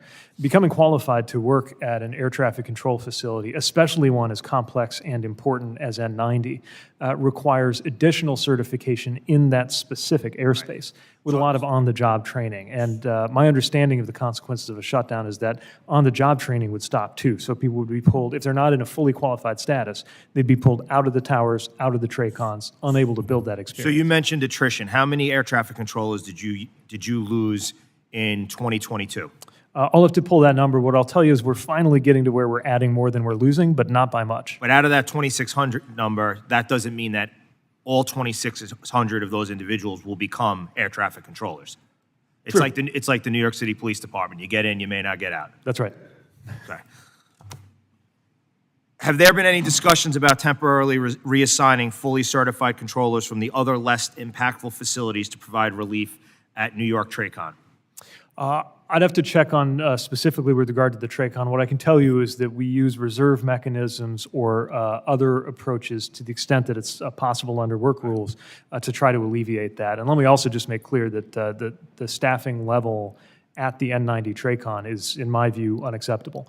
We'll never allow anything to not be safe, but in terms of just the pressure that's putting on the people who are there and on smooth operations, there clearly needs to be a swift path toward a higher I agree. ratio of It's staffing. one of the reasons that during the FAA reauthorization, I fought so strongly to make sure that those individuals weren't leaving the TRACON facility and reassigned to Pittsburgh as the plans were in place. How do you plan to direct, there's 2,600 individuals in the pipeline, let's just say for argument's sake, half of them make it through. I don't really know what the numbers are that bring people through the training and eventually become air traffic controllers. How do you plan to direct additional controllers towards facilities with the most need, similar to ones like TRACON? Well, that's why that training process is so important. Not just the foundational training you get at the academy, but the training that qualifies and prepares you to work in the most complex, challenging, and dynamic parts of the national airspace. And it's one of many, many reasons why we view it as so important to get FAA reauthorization done and to get an administrator confirmed so that he can lead that process of bringing those new controllers on board. So now we touched upon hiring, we touched around reassigning. What other actions is the FAA taking to maximize operational capacity at New York TRACON? You just mentioned, I think the term you used was unacceptable as to the staffing there. So what actions besides the hiring and the reassigning, what other actions can be taken to maximize operational capacity at New York TRACON? Well, you mentioned the waiver, which is something that has been a priority for the airlines operating in that area, and we think is reasonable in order to make sure that there is less likelihood that volume will lead to delays. We're also always assessing how technology can be part of the solution. As has been mentioned earlier in this hearing, there are a number of technologies that are outdated that need modernization that can make everybody involved in the aviation process, including controllers, more productive and more effective. They're doing a great job, but we need to make sure we back them up with the best technology and with adequate overall staffing levels. We think our plan will do just that, but it's got to get funded, and we've got to avoid any unnecessary politically driven disruptions like a shutdown. Thank you, Mr. Secretary. The chairman now recognizes Mr. Pappas. Thank you very much, Mr. Chairman, Mr. Secretary. Thank you very much for your attention to all the details of the bipartisan infrastructure law and the purviews of your department. I thank you for visiting New Hampshire on at least a couple of occasions to announce funding for critical local priorities, and we'll have you back anytime. New Hampshire's been successful in securing funding through the RAISE program, and earlier this summer I was with other members of our delegation at the General Sullivan Bridge project in Dover and Newington. It's replacing an aging structure that's been closed for a number of years. It's going to add a wider bike and pedestrian bridge that's going to connect to a regional network, which is really important for moving people, but also for our local economy. But I'm concerned about delays that we're hearing about for this project and two other bridge projects in New Hampshire. My staff recently met with folks from Federal Highway, from the U.S. Army Corps of Engineers, and the Coast Guard to talk about the status of these projects. And I'm grateful that Federal Highway has completed its reviews as the lead agency, but we're waiting on sign-off from other federal and state agencies, which is causing delays in this project. So this is frustrating to folks in New Hampshire, and I'm wondering if you could talk about what you can do as a department, as the lead federal agency for so many of these projects in places like New Hampshire. How do you coordinate with other federal agencies, and do we have your commitment to keep working with Coast Guard and the Army Corps to make sure these bridge projects in New Hampshire can move forward efficiently? Well, thanks, and the short answer is yes. We are committed to working with any other federal agency, just as we work with any project sponsor to try to make sure projects are delivered responsibly and promptly. I know how much excitement there is about the General Sullivan Bridge project. I want to congratulate the project sponsors on making it through that very competitive process. We are very much accustomed to working with the Army Corps of Engineers as part of the NEPA process anytime ports or water relays come into play. And similarly with the Coast Guard, while of course no longer part of the DOT, an agency that we work with very closely. And so in this case, knowing that the permits may not all be within Federal Highway's jurisdiction, we're certainly prepared to be at the table and engaging anytime we can, informally or formally, to help keep things moving and make sure that people see the benefit of that $20 million as soon as we responsibly can get it done. Well, thank you very much for your commitment there. And while we're on the topic of active transportation, we had an authorization as part of the infrastructure law that created a dedicated program for bike and pedestrian infrastructure, something that my communities are really hungry for. And as part of the omnibus bill, we were able to get $45 million in that bill to fund this program. And I'm wondering if you could give us a status update on where this is and when we might be able to hear about grants moving forward. Thanks. As you know, dozens and dozens of new programs were created through the IIJA. It's a great problem to have, but it means that our teams have been working in overdrive to get the notices of funding opportunity out and make the award selections. I can tell you we anticipate releasing that particular NOFO for the Active Transportation Infrastructure Investment Program before the end of this calendar year, and FHWA is working on it as we speak. Terrific. Thank you very much. Toll credits are very important to a state like New Hampshire, and we use these as a federal match on important projects. We've got a surplus of them that is about $200 million at the end of our last fiscal year, and that's one of the reasons why I supported the creation of the toll credit marketplace. And I understand that a pilot program should be stood up soon. It was included in the infrastructure law. Can you update us on that toll credit marketplace that will benefit states and allow them to stretch those dollars even further?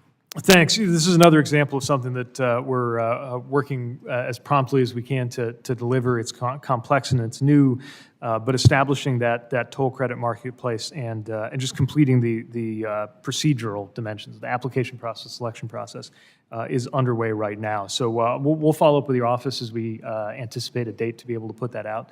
But certainly the work on that program is underway. Okay.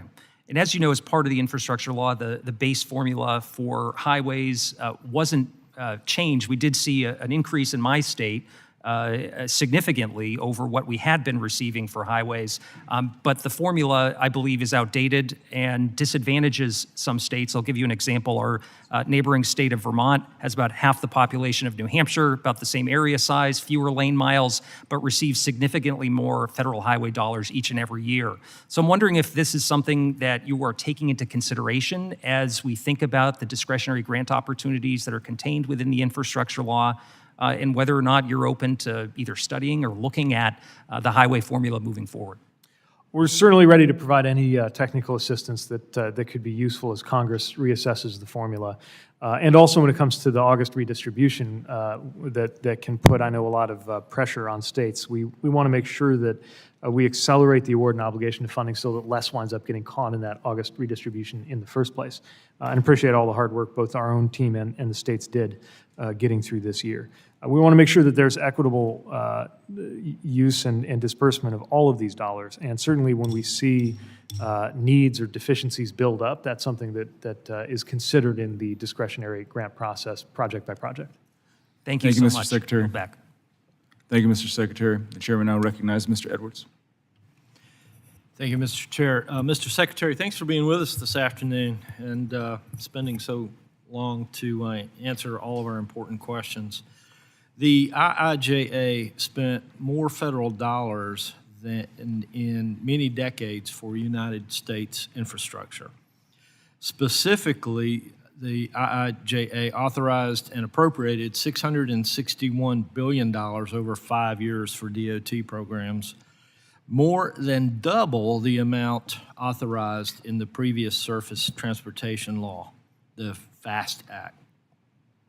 In preparation for this hearing, the committee requested from DOT the total amount of IIJA funding distributed to date. DOT's response was not comprehensive in its accounting of distributed IIJA dollars and, in fact, differed from previous estimates provided to the committee by DOT. Do you agree, just a simple yes or no, that in order to effectively monitor funds, you should be able to accurately pull an accounting of what funds have been allocated and where they've been sent? Oh, absolutely, and I can assure you that we do. We take great care to make sure that we can track these dollars, but we also know how complex it can be to be able to answer what seems like a simple question when you're tracking this many projects. And so how can the department be trusted to administer hundreds of billions of dollars when it can't, at this time, provide clear and concise information to the committee of jurisdiction? Well, take a case where formula dollars go out to a state, and the state has met the requirement to be able to have those dollars passed to that state. Now, traditionally, we wouldn't follow those dollars past whether they were federally compliant, but the reality is for those dollars to turn into dirt moving, bridges getting built, or whatever the project is, we would want to know that. Now, the only way to officially require that information would be to impose a mandate on the state, which we don't want to do, we don't have the authorization to do, but we need to follow the funds so it's not a fire and forget sort of thing. Right. And so that's what we're working to try to make sure we create the visibility on, not just to make it available to the committee, but to make it available to the public, as you'll see increasingly available through the online tools we've created for project tracking. And so, given the concerns that DOT was unable to provide a comprehensive accounting of IIJA funds, is there any way that you can commit to a particular time frame to provide this committee a full account of IIJA funds that have been announced, obligated, and outlaid to date? We will always provide accurate information about the use of the dollars that have been entrusted to this department, and where we're trying to follow them through the hands of a non-federal agency that they've gotten into. We'll do our best to try to understand that too. What I can't commit to is data that does not belong to us, but we're trying to make sure, without creating onerous reporting requirements, that we can still follow it, because of course we're interested too in how those projects are proceeding, even if they've already satisfied the fundamental federal requirements. And so who would be in a position best? Would it be your office, or would it be Congress to require some sort of reporting from the states in order to get the information to you that this committee requires to do its job? We think that we definitely hit the states with a lot of reporting requirements, so I'm not here to propose that Congress add even more. But over time, if we find that there are visibility issues or problems, we would certainly engage both the states and potentially this committee on how to make sure that we address them without creating undue burden. And so I'm not sure I heard who would be responsible for. Well, we think of it as our job, but if we need help from Congress, we'll make sure to tell you. All right, thank you. One other question, coming a little bit more close to my district. An important program in North Carolina is the Appalachian Development Highway System, the ADHS, which includes Corridor K in particular, which needs additional funding to complete its final segments. Can you share your thoughts on the importance of the ADHS and projects like Corridor K to improve access and mobility for isolated rural populations, including what that can be done for economic activity and quality of life in rural areas like I represent? We strongly believe that connectivity to highways and ultimately to the federal and interstate highway system is an important part of the lifeblood of any economy. And when there are communities, including Appalachian communities, that have been left out of that level of connectivity, we know that limits opportunities for families, for workers, for cities and towns and counties, which is why the ADHS is important, and I know enjoys a high level of support from Congress and from us too. When you have that kind of connection, horizons open, and it becomes more likely that people who live in these rural communities don't have to fear that the next generation won't find any opportunity on the soil that produced them. And we're very committed to doing our part to use transportation to benefit the future of those communities, including through efforts like the ADHS. All right. Thank you, Mr. Chair. I yield. Thank you. The chair now recognizes Mr. Auchincloss. Thank you, Chairman. Good afternoon, Secretary. Earlier, a gentleman from Arkansas insinuated that the Department of Transportation wasn't moving on getting critical money out of the door. Do you agree with that assessment? No, but I certainly share the impatience to get that money out the door. We're making sure we get it right, and we're making sure we do it promptly too. Appreciate it. I want to move now to highlight an important safety issue that impacts pedestrians, cyclists, and other road users. Under the new car assessment program, NCAP, the National Highway Transportation Safety Association currently grants 4- or 5-star safety ratings to increasingly large vehicles because the program focuses only on the safety of those within a vehicle and not on how those vehicles impact those around them. Last year, NHTSA responded to concerns about this rating system by proposing an optional pedestrian crash worthiness test within NCAP. With fatalities and serious injuries among pedestrians and cyclists skyrocketing by more than 50% in the past decades, it's clear that vehicle design can play an important role in reducing fatalities, including by improving driver sight lines and reducing weight and height. Mr. Secretary, does NHTSA have any plans to incorporate pedestrian crash worthiness ratings into a vehicle's final safety ratings? And what additional steps can your department take to improve safety for pedestrians and cyclists?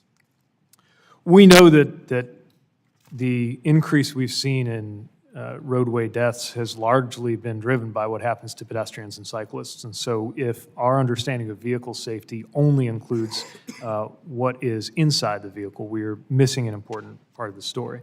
And it's one of the reasons why we're paying attention to how to upgrade our NCAP program to provide additional information. That includes attention to the effect of a car's design on those who are outside the vehicle. And NHTSA is working on upgrading the program to provide more information about various things that could lead to improvements and avoid crashes. Things we're considering include blind spot detection, blind spot intervention, lane keeping support, and importantly, AEB, automatic emergency braking for pedestrians, which I think is important. We have published a request for comment, NHTSA has, to try to get public comment on adding a crashworthiness protection testing program to NCAP, which we also think would be important to have a data-driven approach here, and are continuing to advance on that.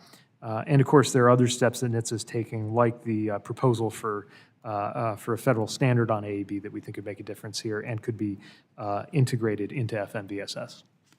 An important part of improving walkability for our communities is the infrastructure investments in cycling and walking infrastructure, but also, of course, ensuring that vehicles are more safe, not just for those inside of them, but for the pedestrians and cyclists who are endangered by them. Mr. Secretary, you also opened up your testimony talking briefly about the work that DOT has done on junk fees for airline passengers, as well as your work on hiring air traffic controllers, which had been a critical bottleneck that had led to some flight delays. I want to allow you to expound upon the work that you have done on junk fees and how the flying public will see those impact them in the coming year. Thanks for the question. We take seriously our authorities to make sure that the passenger experience is a better one. And part of what is especially frustrating for passengers is when you find that you were stuck with some fee that was not transparent to you. So we're working on several things at once. Part of it is the transparency piece, just to make sure that when you book a ticket and not afterwards, you can see any and all ancillary fees or charges that are associated with your ticket. Another thing is making sure that you get your money back if you don't get that service. We require that if your flight's canceled, you can get your airfare back, but need to make sure that there's companion rules so that if your baggage doesn't get there, but you paid for baggage, or if you paid for Wi-Fi and the Wi-Fi doesn't work, that you can get your money back on that too. And then there are fees that we think just should not be charged in the first place. A good example of that is the idea of being charged to sit next to your kids. Something that I was reminded of the other day when Chas and I were bringing our toddlers back to Washington from Michigan. And making sure that some things we understand that the market can provide a mechanism for people to choose whether they want this extra service or that. But sitting next to your kids isn't a bell or whistle. It's important, and you shouldn't have to pay for it. And so that's something that we have underway too. I think taken together, all of these are going to lead to a not just a better passenger experience, but I would argue a healthier marketplace for airline tickets in America. Between cracking down on the junk fees and improving the ATC hiring, I appreciate the work you're doing to ensure a better experience for the flying public in the year to come. Thank you, and I yield back. Thanks very much. Thank you, Mr. Auchincloss. The chair now recognizes himself for questions. Mr. Secretary, thank you for being here today. Really quickly, your department oversees the National Highway Traffic Safety Administration, which I'm sure you're aware recently proposed the CAFE standards for 27 to 32. You're also likely aware that the EPA agency has separately proposed overlapping greenhouse gas standards. Sir, can you explain what actions you've taken to coordinate with the EPA Administrator Reagan to ensure that auto manufacturers that comply with greenhouse gas regulations are also compliant with fuel economy standards issued by DOT? Thanks for the question.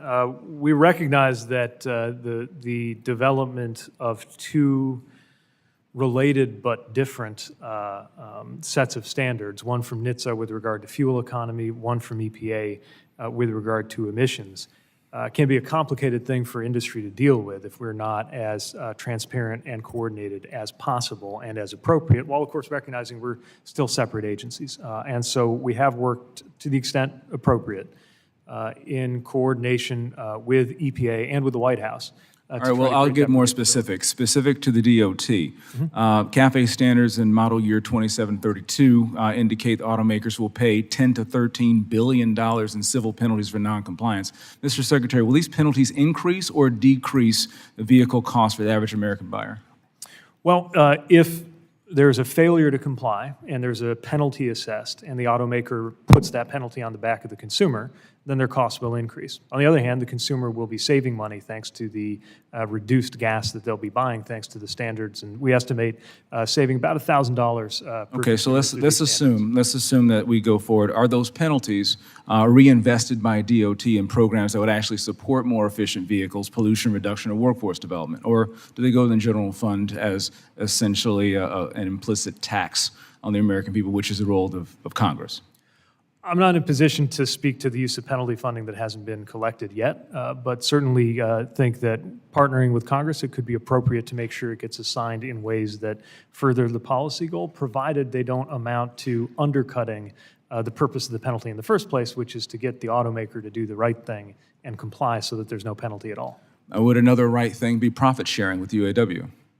Say again? Would another right thing be profit sharing with the UAW? We certainly think that auto workers ought to get their fair share of the growth and the So you agree that profit sharing with UAW is something that is proper. These Well, penalties... just to be clear, with these I'm not at the negotiating table, and I'm not going to... neither of us are, but both of us, But, I'm here to certainly we protect stand with my UAW's workers here. efforts to make sure So with the president's unrealistic projection for electric vehicle sales in the future, 67% by year 2032, affecting the profitability of these plants is going to take dollars away from auto workers. The approximate formula is about $1,000 per auto worker for $1 billion for the automakers. If penalties are levied on the automakers, then this will take money away from the auto workers. Is the president aware that he's literally taking money away from UAW workers by impugning their bonuses? I just don't think that's the right characterization because it assumes that the auto workers will fail to comply with the law. The automakers will fail to comply with the law. Look, ever since the first CAFE standards were introduced in the Nixon administration, industry said, there's no way we could possibly have vehicles more efficient than 13.5 miles a gallon. There's been a push-pull to make sure that we have the maximum feasible. But in the end, industry got it done. And today, American consumers have saved billions and billions of dollars. And of course, we have cleaner air because of these standards. And I have a lot of confidence that industry can continue, as they have done in the past. I have a lot of confidence in the comply with the industry law. as well, but requiring going from 67%, and you mentioned earlier tripling, but that tripling is up to 7% now, and requiring that in just a handful of years goes beyond aggressive and goes into the area of dangerous. Look, I really appreciate you bringing up Penelope Rose and Joseph August. I have my little boys, and we have a hybrid electric vehicle that we plug in as well. But there's a housing crisis throughout America with affordability, and right now, this is not only going to affect the automotive industry, it's going to affect average, everyday Americans. Based upon the president's unrealistic projection, can you explain what's being done in apartment complexes for Americans, whether it be folks suffering from a housing crisis in northern Michigan or in my district, in the southern portion of my district, making vehicle charging convenient at a reasonable cost for people already paying rent that's high? What do you think is acceptable? And what's the DOT doing to help make this charging more affordable? Thanks. It's an excellent question, and it's one of the reasons why we have the community fueling infrastructure funding alongside or as part of the NEVI program. We recognize that especially, look, if you have a single-family home, you already have charging infrastructure. You can plug, if you have a garage, you can plug in there. But if you're in a multifamily dwelling, as many low-income Americans are, you can't assume that you're going to have that kind of charging infrastructure. And you also can't assume that it is yet profitable for a company to put it in. That is exactly why we're applying the funds that were provided by Congress to make sure that in these areas where it just doesn't yet pencil out for a company to do it, that we're buying down that difference so that some of the very Americans who would most benefit in terms of their family budget from the savings that come with filling up with electricity instead of gas can actually access it through affordable and convenient chargers. One last thing, Mr. Secretary. Seeing the electric vehicles don't pay a corresponding user fee for the Highway Trust Fund, such as the 18.4 cents per gallon for gasoline. How does the CAFE reduce collections in the trust fund? I don't believe there's anything in the DOT's proposed rulemaking explaining what the high rate of electrification will mean for improvements to our nation's roads and bridges.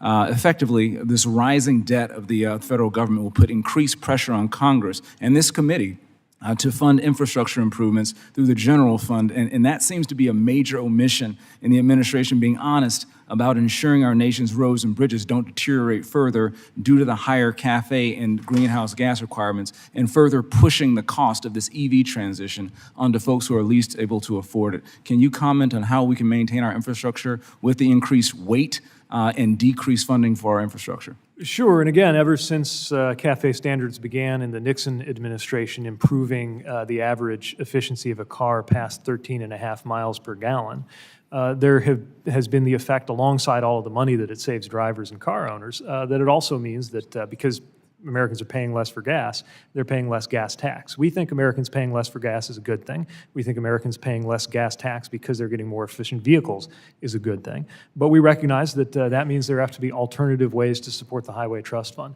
Historically, Congress has filled that gap through general dollars. That's not the only way to do it, but it's certainly a legitimate way to do it, and it's what has been happening ever since that gap first opened up.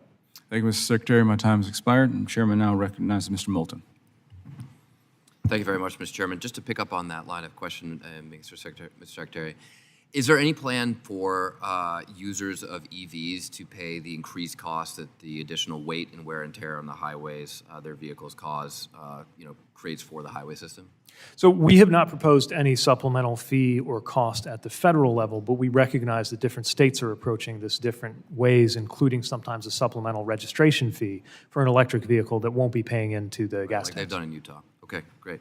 Mr. Secretary, when you travel around Europe, you have much more and better options, more freedom, I'd point out, than when you travel around the U.S. You can drive on highways that are generally very well maintained, no bridges collapsing. You can take high-speed rail at 3 times the speed, or you can take airplanes if you don't mind weather and maintenance delays, like the 2.5 hours American Airlines kept me sitting at the gate in Boston on Monday after we boarded the plane before they fixed a problem.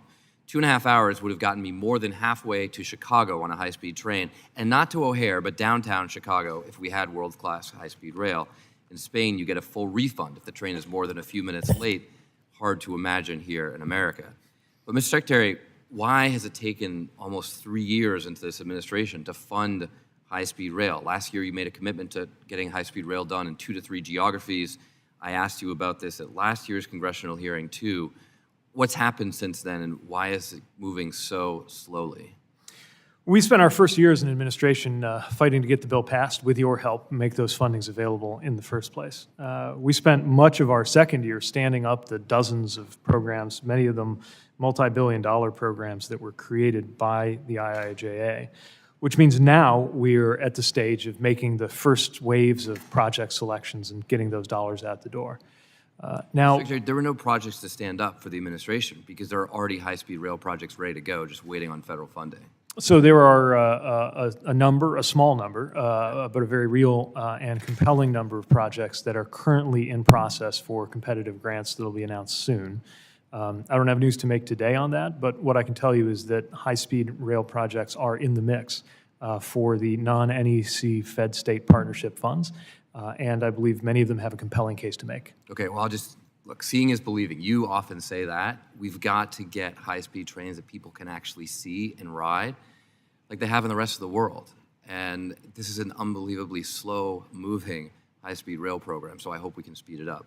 I was shocked to see Boston's South Station expansion listed as one of the priorities on the Northeast Corridor project inventory. It's a cost of $3.5 billion. It'll be obsolete in about 10 years. So why would you choose that over building the North-South Rail Link, finally connecting the Northeast Corridor all the way from Virginia to Maine at a cost of just $6 billion? Well, it's not necessarily always an either-or. As you know, they were in a bigger set of projects that were contemplated for Corridor ID. And actually, in this case, it is, because if you do the North-South Rail Link, you don't need to expand South Station. It solves the problem. But it solves the problem for 100 years, not for 10. I welcome a chance to get more details to you from FRA on how they approach project selection there. Okay. Quick question on freight rail. A lot of talk about freight rail safety after some high-profile derailments. There's a bill floating around the House and the Senate that will put more wayside detectors along the routes at a significant cost, although not that much. This is a 1960s technology. We have an opportunity, a transformative opportunity right now in America to leapfrog that and just have detectors on every single car. So an engineer would know instantaneously if there's any problem. I mean, this would be transformative for rail safety, ultimately saving the industry millions and millions of dollars, but they just have to get the instigation to actually put this widely available technology on their freight cars. So why are we doubling down, literally doubling down? That's what we're doing. We're adding more 1960s technology when we all have wearable devices that could be worn by freight cars and solve the problem much more effectively for the future. Well, the conditions for a wearable device are a little bit different than the conditions you experience on the underside of a freight car, but we certainly welcome the development of technologies that are newer, more effective, more comprehensive. And I very much welcome the work that's going on the Railway Safety Act. I'm actually amazed that you were the first member today to give specific mention to any of its provisions, because we think it is wildly important, in addition to the work that we're doing with the authorities we have, to get more backing and more legislative authority to increase accountability and safety. And We have this technology on intercontinental ballistic missiles. I think if it can survive an intercontinental ballistic missile in space, it can handle the underside of a freight car. Let's get it done, and let's really move the industry forward and not just double down on the 1960s technology that's a quick fix and won't really make any meaningful change. We're for any change that puts us better off than where we were, but agree that we should be skating to where the puck is going and try to make sure that we're not just catching up to technologies that might soon become obsolete. Great, thank you. Thanks, Chairman. Gentleman yields, Mr. Kane. Thank you, Mr. Chairman. And I would like to thank you, Mr. Secretary, for being with us today. New York City's congestion pricing plan received approval from the Federal Highway Administration in June of this year and is expected to go into effect early 2024. As I'm sure you know, the approved plan will charge commuters, many from my district, up to $23 just to enter New York City. I was happy to join with my colleagues on this committee, passing a resolution opposing the congestion pricing plan. The plan is deeply flawed, it's unfair, and it represents a money grab on New Jersey commuters' wallets. Why did the FHWA approve this plan so quickly, despite findings on a preliminary environmental assessment revealing that environmental harm to New Jersey communities and other New York boroughs? I'm not sure I can honestly concur with the characterization of the process as quick. It was held up under the previous administration. We inherited it, and Federal Highway spent the entire time that we've been here up until this summer working through the process to make sure that the project met the requirements of the law. Now, to be clear, US DOT doesn't have a policy role here in deciding whether this is good policy or not. That's a state decision. And any exchange of revenue between the states is to be negotiated among the states. But of course, Federal Highway Administration does have a responsibility because of the federal connection with the value pricing pilot program to oversee the NEPA process. And it's probably the only context in which I've been urged by some members, not all of this committee, to have a permitting process take longer instead of having it go quicker. What I can tell you is that it was thorough. The process included over 22,000 individual comments that were received and that were reviewed. With respect, this plan is a gut punch to my constituents and many others within the region, and I just want to let you know of their grave concern in this regard. I respect your perspective on that, and do want to emphasize that the vast majority of commuters in your district who get to Manhattan by transit are benefiting from the IIJ investments that we do have direct responsibility and a role in. I think you're anticipating my next question, if I may. The Gateway Project benefits not only New Jersey, but the entire region and the country. Completion of that project and increased commuter rail access into and out of New York City is years away from that full project being completed. Many in my district, along the Raritan Valley line of the New Jersey Transit, commute every day into New York City and are increasingly frustrated with the need to transfer at Newark Penn Station, while other New Jersey Transit lines have the benefit of a direct connection into New York Penn Station. My bill, the One Seat Ride Act, passed this committee in July with the objective of studying the benefits of a non-transfer option on the Raritan Valley line into and out of the city. Additionally, as was announced on September 6th by Governor Murphy, the FHWA has awarded an additional $425 million in federal transportation dollars to NJDOT as part of the federal August redistribution process. The additional spending will be split, $315 million to NJ Transit projects and $110 million for NJDOT projects. The Hunter flyover, which is key to realizing 1C ride, and these dollars seem appropriate for helping to complete the Hunter flyover, which is integral to residents all along the Raritan Valley line. Can I have your commitment to work with me and the NJDOT to helping to make sure that the Hunter flyover is prioritized so we can help my constituents and many others across New Jersey gain access to a one-seat ride option in the very near future, even before the totality of the gateway is completed? Thank you. We want to make sure that this project receives every due consideration and prioritization, and welcome the opportunity to work with you on that and the gateway effort more broadly. We know how important it is to New Jersey commuters and to the region as a whole. Yeah, and to the entire country. Agreed. Extraordinarily important, and I will continue to work on that with you. And then, if I may, on the IIJA, the workforce shortage in the construction industry has grown, and there's a pressing need for effective training programs that quickly developed an effective workforce. Can you talk to me a little bit about how the DOT and HWA is actually collaborating with industry associations to leverage existing programs and to grow other lessons in programs? Thanks for the question. It's a timely one. We need to make sure we have the workforce ready to deliver on all of these projects. We welcome that challenge because it means lots of good paying jobs, but it's a real challenge. And so we have engaged not just industry, but community colleges, labor unions, transit agencies, everybody who has some role in preparing workforce. And I would emphasize that workforce is often an eligible use of federal aid highway dollars, including formula dollars. So in addition to it sometimes being a factor in our discretionary grants, we also welcome and enthusiastically encourage states to use dollars for that purpose. We know it's just as important as the steel and the concrete. Okay, thank you. I yield back. The gentleman yields, Ms. Strickland. Thank you, Chairman. Nice to see you, Secretary Buttigieg. I first want to take a moment to thank you and your department for all the work that you've been doing to successfully deploy infrastructure funding, especially in Washington State. This June, I had the privilege of touring several projects, and I want to call one out in particular because I think it's a really great example of this in work. The Nisqually Indian Tribe, which is in my district, was a beneficiary of the Thriving Communities Grant Program. And as you know, this is really made to provide technical assistance to under-resourced and disadvantaged communities. And by the way, those definitions are not subjective. There are facts and data that go to show which communities fall into those categories.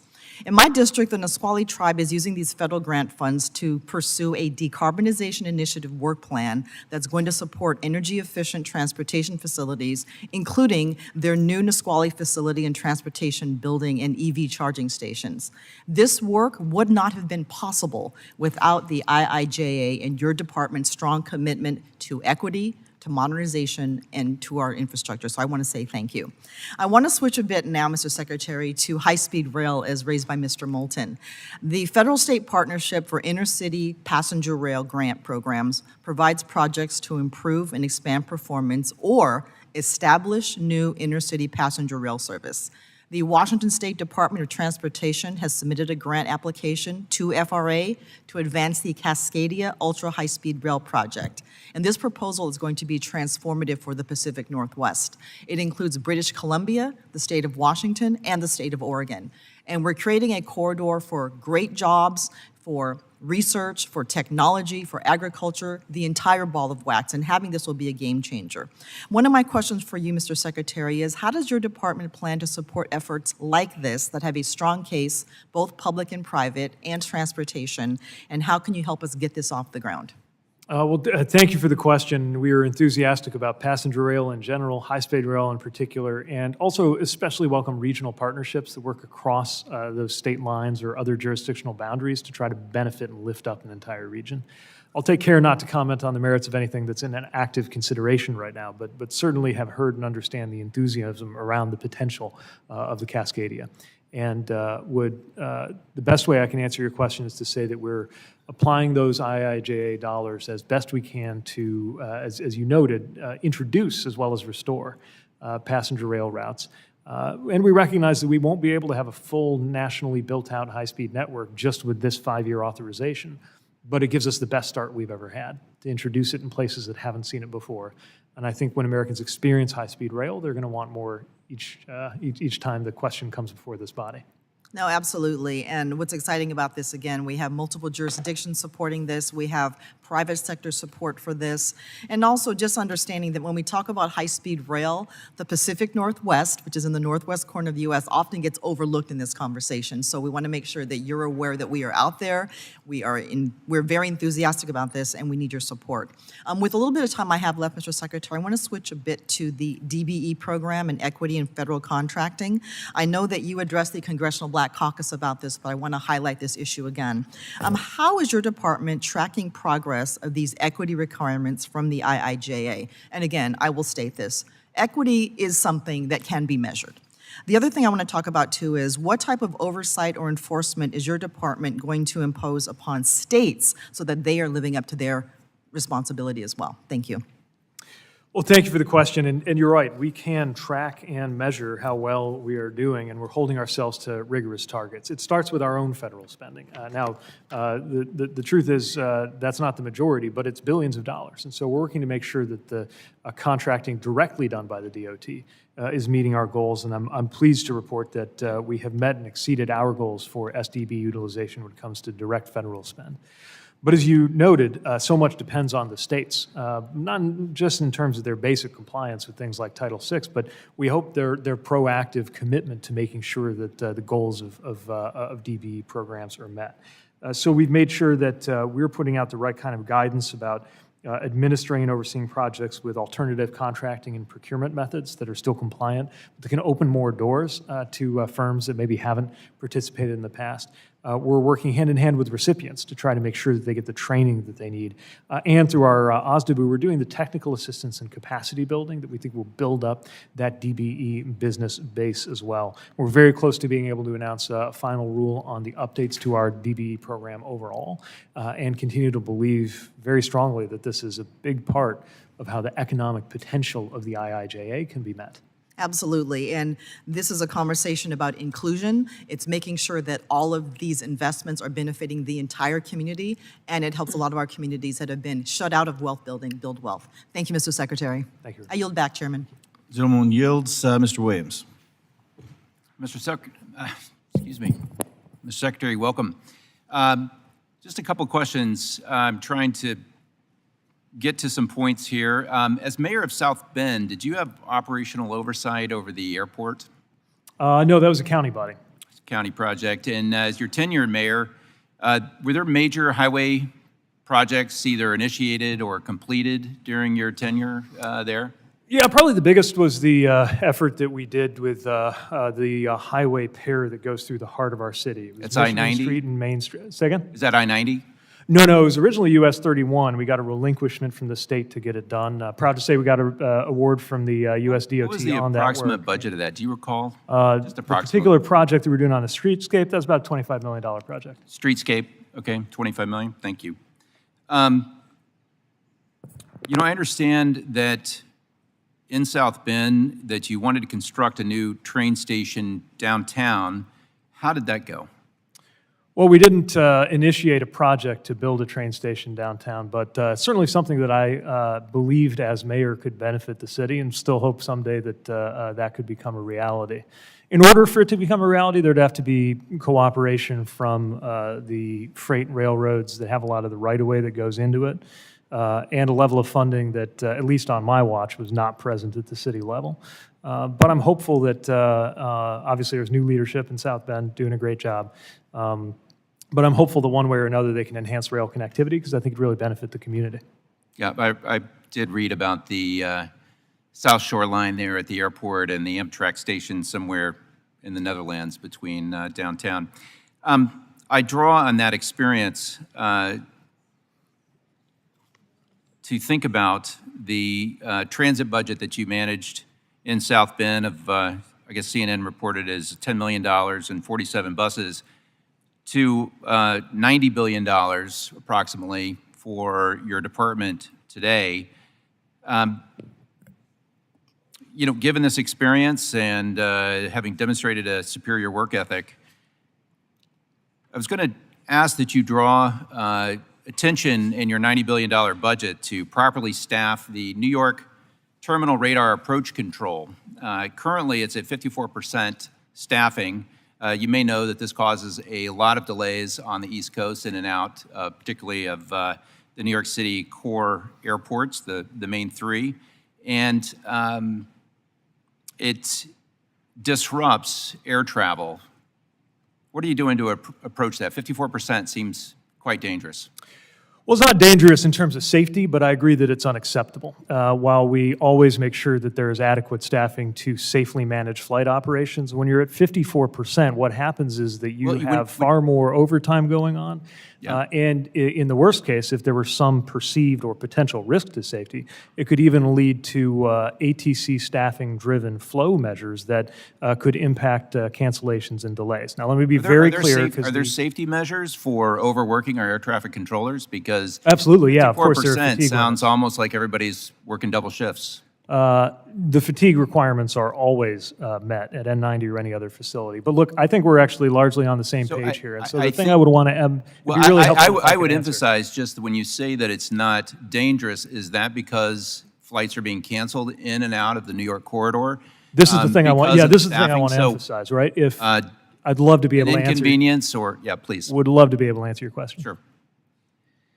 If a staffing level reaches the point where you can't safely guide the number of flights that are programmed, since compromising safety is not an option, the only alternative is that flights could be disrupted or delayed. No, the alternative actually is that we have leadership that fulfills its responsibility of manning the operations of our air Of course, traffic we're on the control. same page here. What I'm saying I don't is think that we are, because I think we are. your department is have a significant shortfall, and you don't seem to be bothered by it. So I have made very clear how bothered I am by it, and let me tell you, the number one thing that would help us doesn't prevent seem that. to be a reasonable response. There's more to this. Sorry, are you suggesting that we there's- compromise safety instead of No, it's not whatsoever. In fact, as So a do you nuclear engineer, I actually know a lot about safety, and probably a lot more than you. So what I'm suggesting is that you have a responsibility with a $90 billion budget to administer it. I realize that's a stretch from a $10 million budget of your experience. Having demonstrated That's what I an would inaccurate say- statement. Congressman, what I look, when would you come say from where I is, come from, what you're I would accustomed say to is that people from, may I? I know a lot of people from a lot of places. So May I? when I see, Am I going to get to answer your question or not? I think you've dodged the question sufficiently. Thank you. Gentleman's time has expired. Mr. Carter. Mr. Chairman, thank you very much. And Secretary Buttigieg, thank you very much for being here. And thank you for your commitment to the American people. Thank you for being in Louisiana. DOT awarded over $70 million to New Orleans RTA to buy zero-emission vehicles and charging equipment through the BIL low and no emissions technology. This is proving to be an incredible thing for my region. These vehicles can also be equipped to use microgrids in the event of a disaster.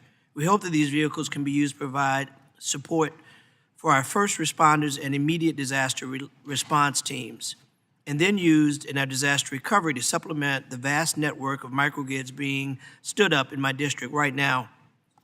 Tell me, Mr. Secretary, do you believe, or I should say, what role do you believe DOTD serves in research and development of dynamic hazard mitigation and clean technology in an ever-changing world where clean technology is so needed? We think that there's an important federal role. I don't want to overstate the importance of the public sector relative to the private and the academic sector. Each part has their role. But we do fund basic research, and we fund ways to prove out the safety benefits of some of these technologies through facilities like those overseen by NHTSA and Federal Highways. And we certainly see enormous potential for these technologies to continue to develop, continue to potentially save lives in American transportation. So additional projects that I just want to note and thank you for: $2 million for the Brownsfield Cleanup Grant for the Naval Support Activity in New Orleans, $24 million for the RAISE grant, New Orleans Downtown Transit Center, $8 million for the Louis Armstrong International Airport, $100 million for the energy awarded Cora, $100 million to help build the first U.S. manufacturing plant for lithium, hexafluorous phosphate. Go figure if I got that right or not, which will help vastly improve our domestic lithium-ion battery production. One thing that is very important that I want to bring to your attention, when traveling through the river parishes and visiting with the mayor of Donaldsonville, Mayor Sullivan, indicated that there were these antiquated gas pipes that had been passed over for many, many years, and many people had come through the town and made promises of being able to do something about it. I took the bait. I stepped up and said, we're going to do something about it. We're not going to let the buck continue to be passed. And Mr. Secretary, I'm glad that I did. I'm glad I told him, and it turned out to be the truth. I told him that we had a president and administration that understood the need to right the wrongs that had been in the past, to provide equitable infrastructure. And I'm proud to call and tell him that we delivered on it. Delivered on it because of the ability to pass the $1.2 trillion infrastructure bill, which changed lives. What role do you see this administration's spending packages like IJA and IRA playing in redressing past wrongs and providing truly equitable infrastructure information for those communities that have historically been left behind? Well, thank you, Representative, and I join you in celebrating the funding and the jobs that are coming to your area and to so many areas thanks to the IIJA. I also appreciate you mentioning the issue of pipes and pipelines, because it's not something that is often is publicized in the context of our work, but we've been able to benefit the safety improvements that are needed on a number of pipes operated by smaller entities that might not be able to do that otherwise, including one that I was able to visit in New Mexico. And more broadly to your question, there are so many communities, neighborhoods, and towns that did not get their fair share of the benefit of previous rounds of federal infrastructure investment. And what's at stake when we talk about equity, when we talk about Justice 40, when we talk about reconnecting communities, is to make sure that this time is different and better. Can I pause you right there, because I got 32 seconds. Reconnecting communities is a very important point for us to segue. As you know, the Claiborne Corridor in my district in LAO2 in Louisiana is a perfect example of a community that was divided because of an interstate that went through a once thriving community of African-American businesses and home ownership, totally devastated it. I know that we received some planning money to further look at that. Just want to continue to put that on your radar screen as what I believe would be a perfect example of how United Communities can really work as an example for the rest of the world to see. And lastly, in my final 3 seconds, I've talked to you multiple times about little town of Gretna. Gretna, about a town that is a beautiful, quaint community that's threatened by rails to go through the community. I'll continue to ask for your support in coming up with some meaningful ways to resolve and protect that neighborhood while recognizing the importance of commerce. There's got to be better ways to go around the city instead of through the city. Thank you, Mr. Chairman. The gentleman's time has expired. The chair has been notified there is currently a series of votes occurring on the House floor. The committee shall stand in recess subject to the call of the chair.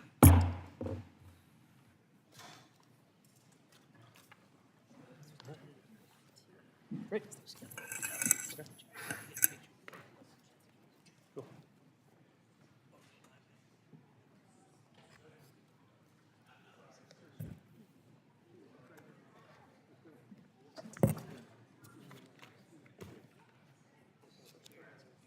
Hey. Thank you. Almost forget Gretna. You No, won't let please me. don't. No, please don't. That's important to me. Thanks so much. I appreciate it. Comes with territory, right? Yeah. Thank you. But if you would, Yeah, let's stay in touch on that for sure. Very good. Thank you. Thanks.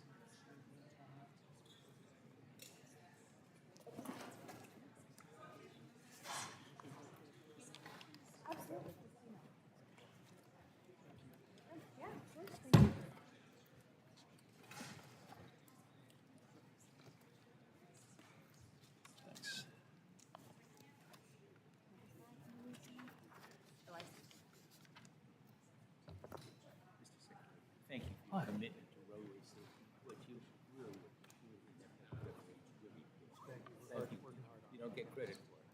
appreciate it. Long way to go, but thank you.